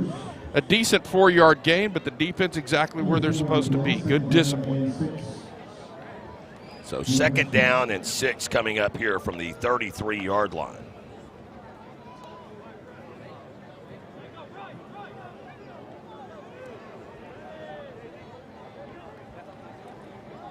And here is a run play, and it is DeMonchi again ripping off a chunk of yardage. A nice run for DeMonchi all the way out near midfield, stopped at the 48-yard line, so a pickup of 15 and a first down. A year ago was the second largest win of the season for Southeastern Oklahoma State. They, of course, had 62 points against Oklahoma Baptist. As here's Everson looking to pass, throws on the run. That one almost picked off. The tight end defended it well. He actually did. And that is a Lath Shelley who got a fingertip on that to break it up. But what they did. Matt Howard is the one over there, the defensive back that was basically just waiting for the fair catch. And the defensive player from the offensive player kept it getting to him. As here is handoff and running right side for the Rangers is Jashawn Foster. Going back to last year's game, though, Savage Storm held Northwestern to what was their season low. They allowed only 7 points there in Alva. They also held the Rangers to just 130 yards of offense, or 2.5 yards per play. Wow. On that Saturday afternoon in mid-October. 3rd down and 5. Everson rockets a pass to Shelley. It's caught. It's a first down at the Storm 40-yard line, although it looks as though they're marking him at the 39. They are. Clock continues to roll here past the midway point of the fourth quarter. It's all Southeastern. 21 unanswered in the third. It's a 41-2 game after what was kind of a relatively slow start. They had a 20-2 halftime lead. Handoff, Foster trying to make it out to the right side, stops, has nowhere to go, and he is going to be dogpiled, still on his feet, finally finished off by the linebacker, Jacob Geddes. You know what? Flower Mound Marcus High School. You know what? That's the best -3 yard run you'll ever see in your life right there. He was caught with about an 8-yard loss, made 3 or 4 different people miss, broke a couple tackles, and loses 3 yards, but a heck of an effort just to get to there. So 2nd down and 13 here. Snap back to Everson, pumps once, now looking back to the left. He's chased out of the pocket. Rockets one on the run, and again, another near pick. Diving effort on the far side of the field by linebacker Jalen Hughes. Couldn't tell if he caught it. He tried to get 1 foot down and couldn't tell if he got that either. Either way, it's an incomplete pass and an ill-advised pass from the young quarterback. Really should have been picked off, just wasn't. So 3rd down and 13. Rangers today just 1 of 9 on 3rd downs. That brings their season total to 11 of 53. Snap back to Everson, looking to pass. Fires, this one goes through the hands of his receiver. Couple of Storm members there in coverage. Perez was there, the linebacker, now wearing number 18. We spoke of that earlier as Cameron Fields taking a red shirt, and you see Perez there. Also, the Tarian Johnson, the redshirt freshman out of Denison, Texas. Of course, just down the road. 4th down and 13 here, and we get to see Gavin Green yet again. 7th punt of the night for Green. And this punt, a high butte, but this one's going to be a little bit long, I think. It is. It hits at the 3, bounces forward and into the end zone. Well, this Savage Storm offense going to get to come out and set up at their own 20 and try to run one of those close-it-out drives. Now let's take a quick timeout. 41-2 our score, 6:14 to play in the fourth. Storm in front on the Southeastern Sports Network. When you're dealing with an insurance company, you're already behind the 8 ball. And the only way to get a level playing field is to hire an attorney. We treat each and every case and each and every client as if they are a friend and neighbor, because that is how we view them. You'll get the best service. You're going to have the best people working on your case. That I can promise. Burridge Law Firm. Call 580-920-0700 or visit burridgelaw.com. A community bank is far more than just a bank that offers the services such as online and mobile banking, mobile deposit, and loans that fit your needs. A community bank invests in the community it serves. Your phone call will be answered by local people you already know and will make you feel welcome by greeting you as you enter the lobby. At Shamrock Bank, we effectively combine convenient banking technology with people you know and trust. It really is the people that make the difference. At Shamrock Bank, you are more than a customer, and we are more than a bank. Shamrock Bank, member FDIC. Welcome back, everyone. Paul Laird Field, 41-2 our score, and it is all Southeastern. A nice defensive performance today for the Savage Storm. They've held Northwestern to just 76 yards of offense on 36 plays. And consider the fact that the vast majority of that 76 yards has come on 2 throws, off-script throws. Snap back to Conaway, handoff, here's Cobb, and Cobb picks up 4 yards. And the Storm here can begin to look ahead to next week, and it does not get easy next week. First game of the day in the GAC Saturday. It'll be a noon kickoff on the other side of the ravine, Ouachita Baptist Cliff Harris Stadium, where the Tigers await Southeastern Oklahoma State.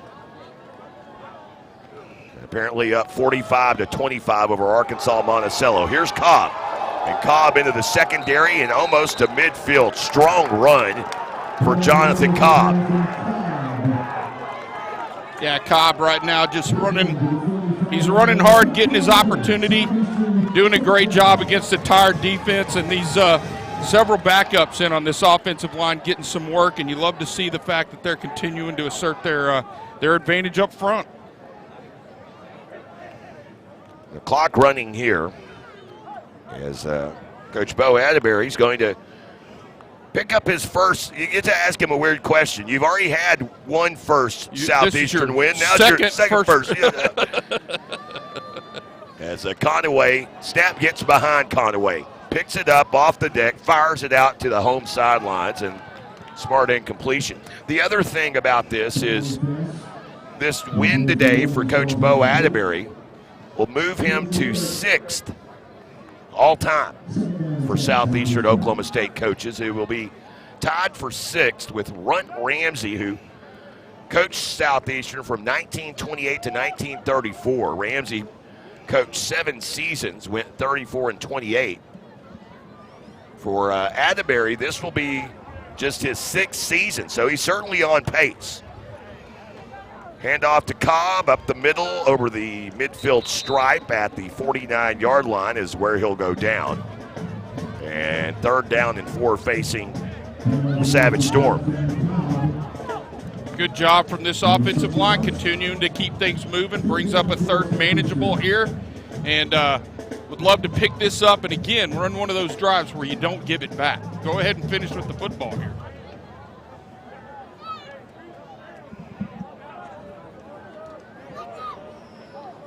So 3rd down and 4.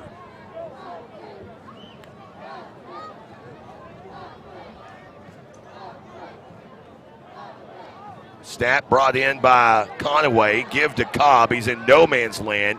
As back there almost immediately was Kevin Orange, who was shaken up earlier in this game for the Rangers. And now here comes Jackson Nally and the punt team.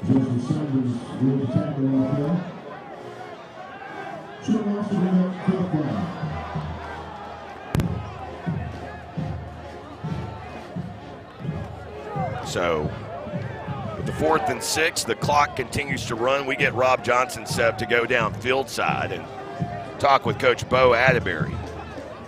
Always nice to get a win, always even better to get a win on homecoming night. I was walking through Tailgate Alley earlier today. They had quite the party going on. Low snap. Alley gets it away. What a booming punt, considering the fact that he had to scoop that off of the turf. Then it takes a Southeastern bounce, and Hawthorne kills it at the 2.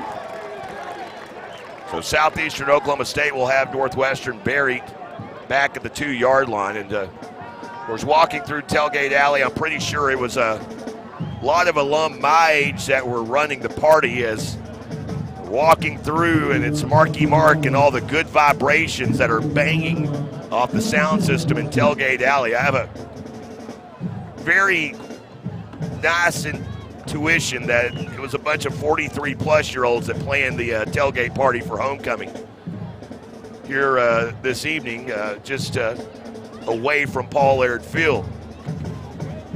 Clock stopped, 2:59 to play here in the fourth, 41-2. Southeastern, last year I mentioned, held Northwestern to just 7 points. And they're on the cusp of holding them to less than that.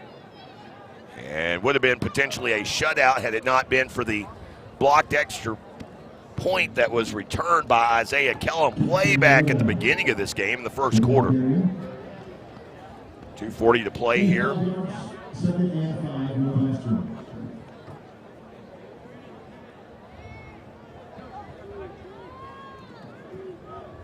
And it is second down and 5.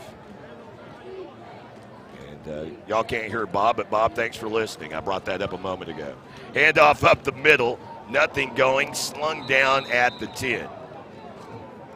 As Blake Jones. The clock moves toward 2 minutes to play here.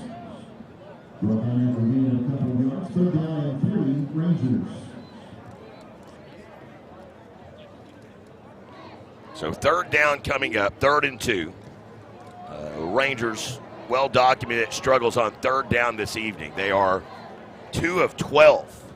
Savage Storm, on the other hand, a season-best 9 of 13. That's after a week ago they went 2 of 11 on third down. And the other good news about this is the Savage Storm will get out of the cellar.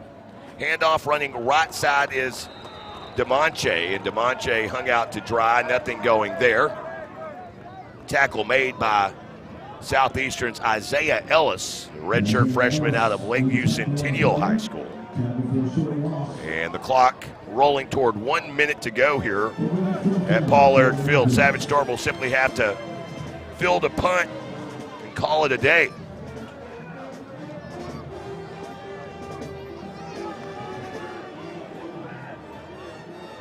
Snap back to Gavin Green, and this punt is away. Williams unable to get to it and field it. Takes a Northwestern hop. Clock sliding down to 50 seconds remaining, and it's finally stopped at the 32-yard line.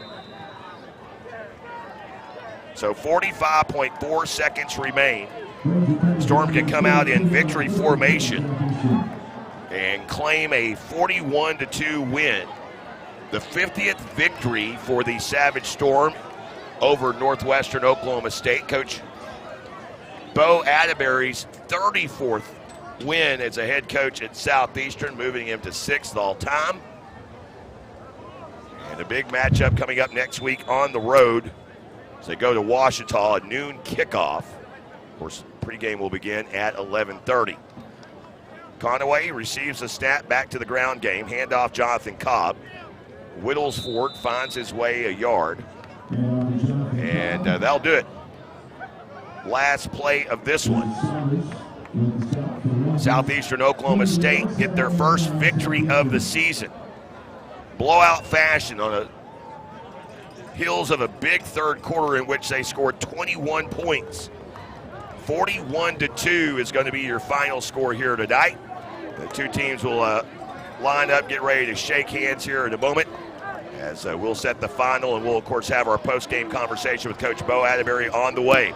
Storm win 41-2 on the Southeastern Sports Network. When you need positivity, wisdom, motivation, and lots of laughs, you need Steve Harvey. And for one night only, he's headed to the Grand Theater at Choctaw Casino and Resort Durant, Saturday, September 30th. Doors open at 6:30, showtime at 8. Steve Harvey. Tickets on sale now at Ticketmaster.com. That's Saturday, September 30th, for your chance to see Steve Harvey's motivational concert at the Grand Theater at Choctaw Casino and Resort Durant. Tickets are going fast, so order now. Life is yours to spend. Spend it apart.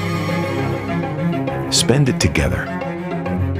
Spend a little now. Spend a lot later. Spend it fearlessly spend it faithfully. First United Bank. Spend life wisely. The Durant Fall Concert Series presented by Discover Durant. 4 straight Thursdays of free concerts, September 21st through October 12th. Featuring the Cleverleys, Mike and the Moonpies, Tracy Bird, and The Great Divide. The Durant Fall Concert Series presented by Discover Durant in partnership with the City of Durant. For more info, contact the Durant Area Chamber of Commerce or visit discoverdurant.com. That's discoverdurant.com. With Chevy Silverado and Silverado HD, you can take on the mountains, or you can move them. With the power of up to 36,000 pounds of max available towing and the confidence of an available 13.4-inch diagonal touchscreen. Whatever your mountain, there's a Silverado for you. Get 0% financing plus make no monthly payments for 90 days on all Silverado 1500 pickups. Plus, get $750 cash allowance on this Silverado. Chevy drives Texas. Find new roads. Welcome back, everyone. Paul Laird Field, homecoming Saturday. Southeastern Oklahoma State victorious by a final count of 41-2. It's the Choctaw Casino Resort post-game show, and coming up, we'll deliver out some Durant Lumber Hard Hat Awards. Southeastern defense getting it done today. They hold their opponent to a season low. Did a great job, only 121 yards of offense allowed to Northwestern today. We get set to go down to Rob Johnson. He's joined by Coach Bo Atterbury. Rob. Well, Coach, we'll get to offense and defense in a minute, but how's it feel to get your first win as a Southeastern head coach and climb to 6th on the all-time list? Oh, is that right? Well, kind of started feeling like, is this ever going to happen? And I'm thankful those guys, played well tonight. Started a little slow. I mean, it was clean, but we just didn't really get in a rhythm. And they came through and did a really nice job. Well, Coach, we talked about this offense in the pregame, wanting to establish themselves. You got to be pleased with what had to be close to 200 yards rushing, if not more. Yeah, that was the objective. And like I said earlier, we couldn't really find a rhythm and couldn't finish. But I thought they really bounced back, and we put more quarters together and more consistency, and really liked that. Well, and defensively, you forced a couple of turnovers, didn't turn it over at all on offense, and defense forced a couple and a lot of 3-and-outs. That's what we've been in search of. And we established some drives, and we played some complimentary football there. So it was really fun to watch. Well, listen, a fun homecoming win. Yes, sir. Now you get, what is it, a 24-hour rule, 36-hour rule? Yeah. We'll say 24. For me. You talked about how it doesn't get any easier in this league, but next week it gets pretty tough with a long trip out to Arkadelphia. Yeah, no, a really solid, well-coached football team, and I think our guys will bounce back. We just got to get back in the film room and try to continue to find that consistency in each phase. Well, Coach, congratulations on the win, and it was a lot of fun. I'll see you next week. Sir. Let's shock the world. You bet. Thank you, guys. All right. Of course, right there, Rob Johnson joining Coach Bo Atterbury post-game conversation here on the Choctaw Casino Resort post-game show. And coming up, we'll get into some of the numbers in this one. Bob will have those, as well as scores from around the GAC. But up next, we've got your Durant Lumber Hard Hat Award winners. It's on the way in the Choctaw Casino Resort post-game show here on the Southeastern Sports Network. Steubenville Chevrolet in Durant is proud to support Savage Storm Athletics. And with the same pride, resilience, and strength as Savage Storm fans, Steubenville Chevrolet is proud to be Durant Chevy dealer. When you need a new car, truck, or SUV, the Steubenville team is ready to find your perfect tailgate vehicle. No need to leave town to find what you want. Stay local, buy your Chevrolet the Steubenville way, and go Savage Storm. We recently asked listeners to describe the Super Nachos off the Taco Casa's Super Menu.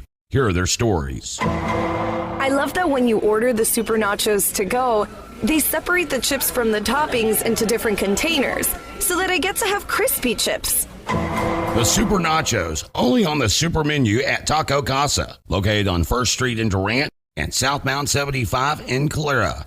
Taco Casa, real fresh, real food, real good.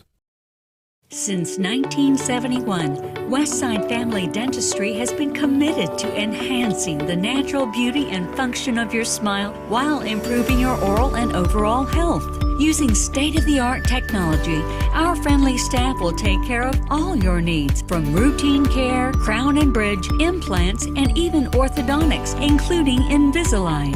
Westside Family Dentistry is the premier choice to create beautiful, healthy smiles for the whole family. Cherokee Communications believes good things come in threes, like 3-pointers, epic movie trilogies, and great home service.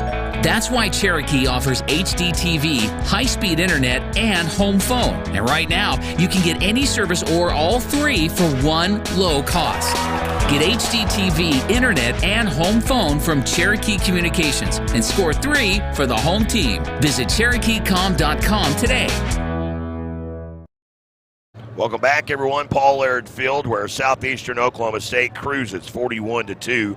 And they win in dominating fashion. Not quite 200 yards rushing, but 190 yards rushing here today as we hand out some hard hats here in the Choctaw Casino Resort postgame show. They are presented to you by our friends at Durant Lumber. Well, let's dial them up. The first hard hat we go to DJ Brown.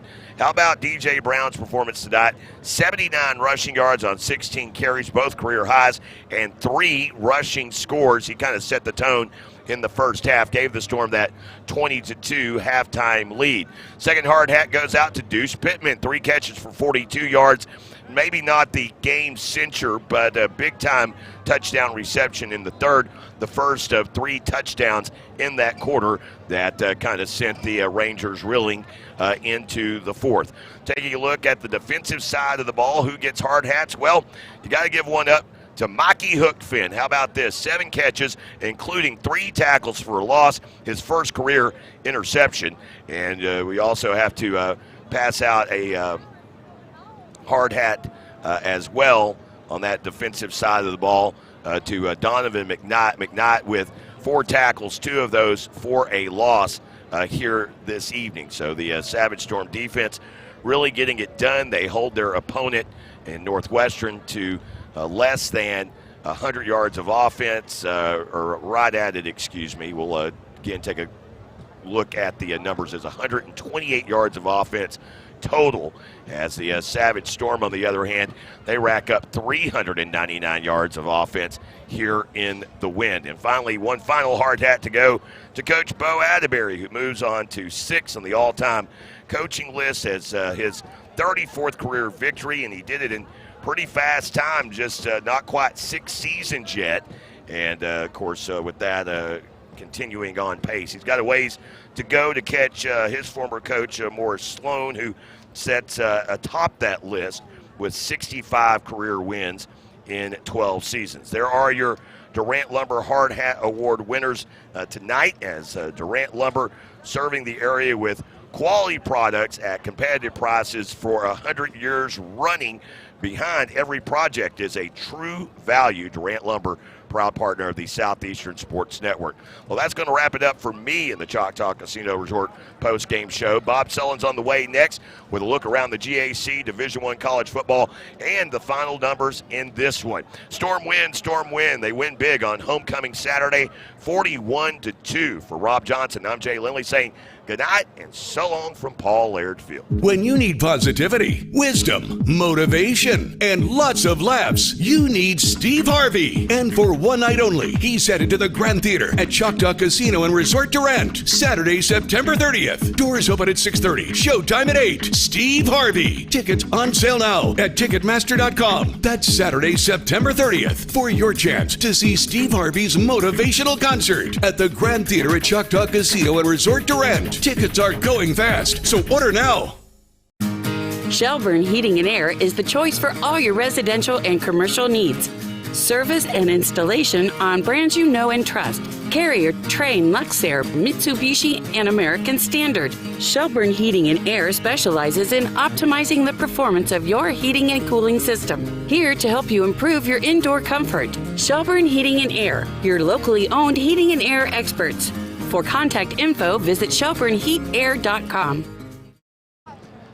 It is the Choctaw Casino and Resort postgame show. Southeastern picking up their first win of the year, 41-2 over Northwestern here this evening at Paul Laird Field on homecoming 2023. As we look at some of the scores. I think every game is final except the game at Henderson started an hour later. Harding now has taken the lead in the fourth quarter with 4:50 to play, 27-16 over Henderson. Actually, they just wrapped this up. Ouachita will be 4-0 when Southeastern travels there next Saturday. 45-25 on the road at Monticello. Well, this one is not updated right, so let's see if I can get a refresh on that, because 49-3, Southern Arkansas leading Arkansas Tech late in that one. One early game this afternoon, it was Southern Nazarene 41-7 over Southwestern. I don't have this one score. Let's see if I can find it, between East Central and Oklahoma Baptist being played up in Ada today. Bear with me as I try to find the link here to get some an update real quick. Like that game going on. They say it's in the second quarter, and Oklahoma Baptist is up 9-0, but that doesn't sound right. But their live stats probably not working.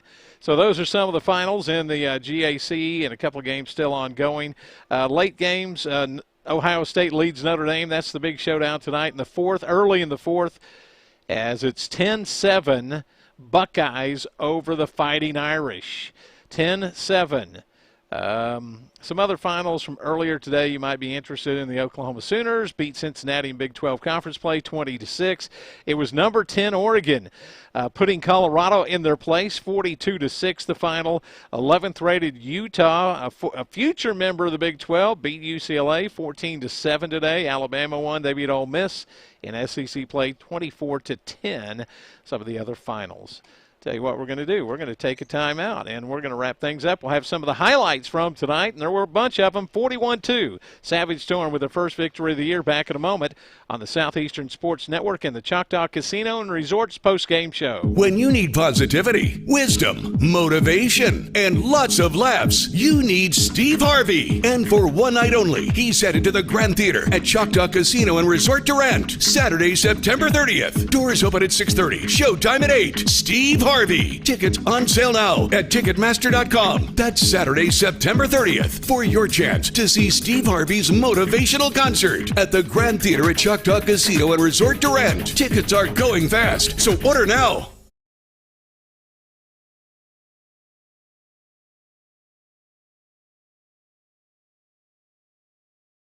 Durant Lumber Company, your only locally home-owned lumber and true value hardware store at 115 South 3rd Street, has been a supporter of our community's local schools and athletes for over 100 years. You know Durant Lumber for all of their high-quality building materials. Now, get to know Durant Lumber for all of your game day needs with Traeger grills, wood pellets, outdoor furniture, and more. Durant Lumber in the heart of downtown Durant. Quality products, competitive prices. Durant Lumber Company. Behind every project is a true value. Curbside pickup from Applebee's of Durant is an easy way to enjoy all of your Applebee's game day favorites. Favorites like the Fiesta Lime Chicken or made-to-order burgers. And Applebee's 2 for $25 is always a winning play. Order online or via the Applebee's app. Or better yet, have Applebee's cater your game day party. Now that's eating good in the neighborhood.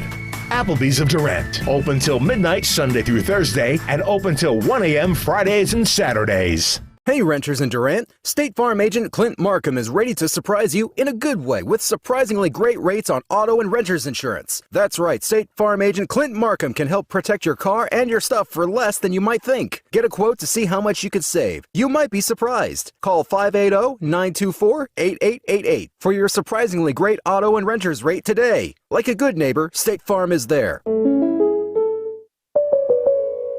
Individual premiums may vary by customer. All applicants subject to State Farm underwriting requirements. A community bank is far more than just a bank that offers the services such as online and mobile banking, mobile deposit, and loans that fit your needs. A community bank invests in the community it serves. Your phone call will be answered by local people you already know and will make you feel welcome by greeting you as you enter the lobby.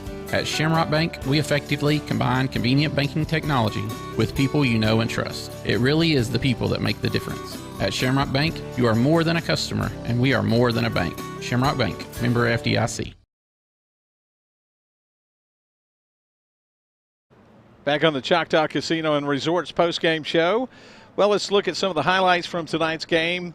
Southeastern got on the board first. They took advantage of a short field. They did that several times tonight. They had a couple of penalties on a punt. They started at the 15, and they got the first points of the night on a DJ Brown touchdown run, one of 3 he had in the ball game. You can see the sun is still shining. It's still 100 degrees, the heat index, as he powered it in, lunged the last couple of yards. The interesting thing on that play was that on the extra point, it was the only time that Northwestern scored all night long, as they came through with the block and the big return, and that actually accounts for 2 points, as Kellum returned it 90 yards on the blocked extra point. The only 2 points that they scored the entire ball game. So Southeastern had a 6-2 lead. They made it 20-2 at halftime. They kind of grinded it out a little bit, but then they started throwing the ball a little bit more, and the defense started coming up with some big plays too. As here's an example, Mikey Hookfin with a big defensive play for the Savage Storm. Yep, plays like this all night long. He was one of the hard hat winners for the Savage Storm. Long pass reception for Victor Taylor set up a touchdown.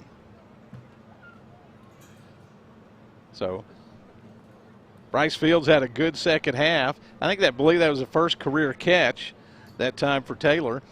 And the Savage Storm started adding some points. Deuce Pittman caught a touchdown pass. That's a nice lob and a good snag, a snatch out of the air. Here's the defense coming up with they hadn't picked off a pass all season long until this game.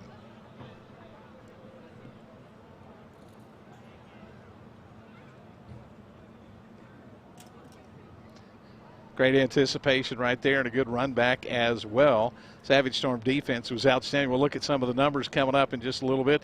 That set up a touchdown run by Ryan Hurt late in the ball game.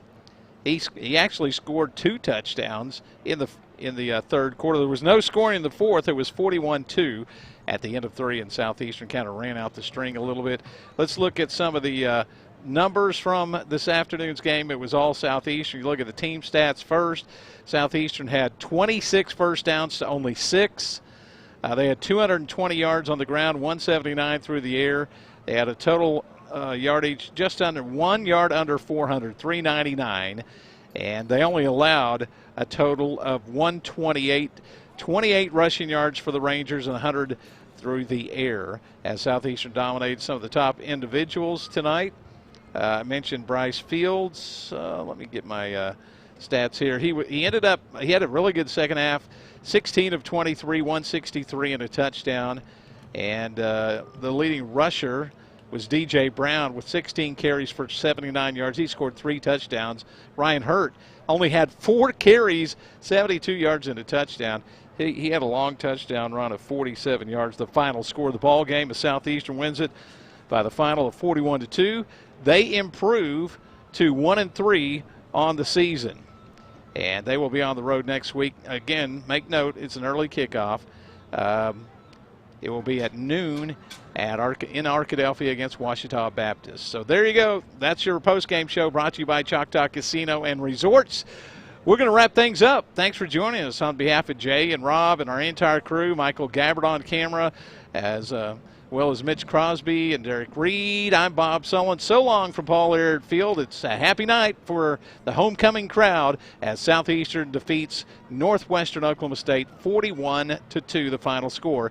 And this has been a Keystone Broadcasting sports presentation.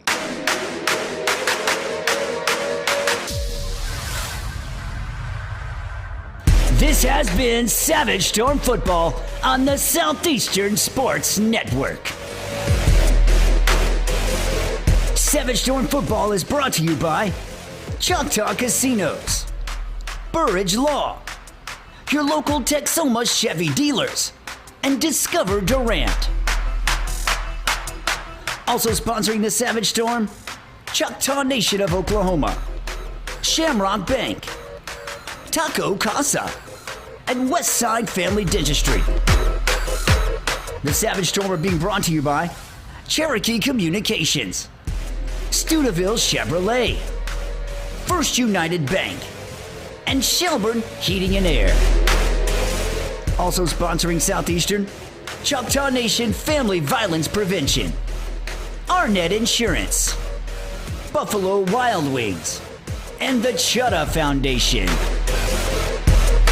Southeastern Oklahoma State is also being brought to you today by Clint Markham State Farm, Durant Lumber, Applebee's, and your farmer's insurance agent, Al Olson. Thank you for being a part of Southeastern Savage Storm football.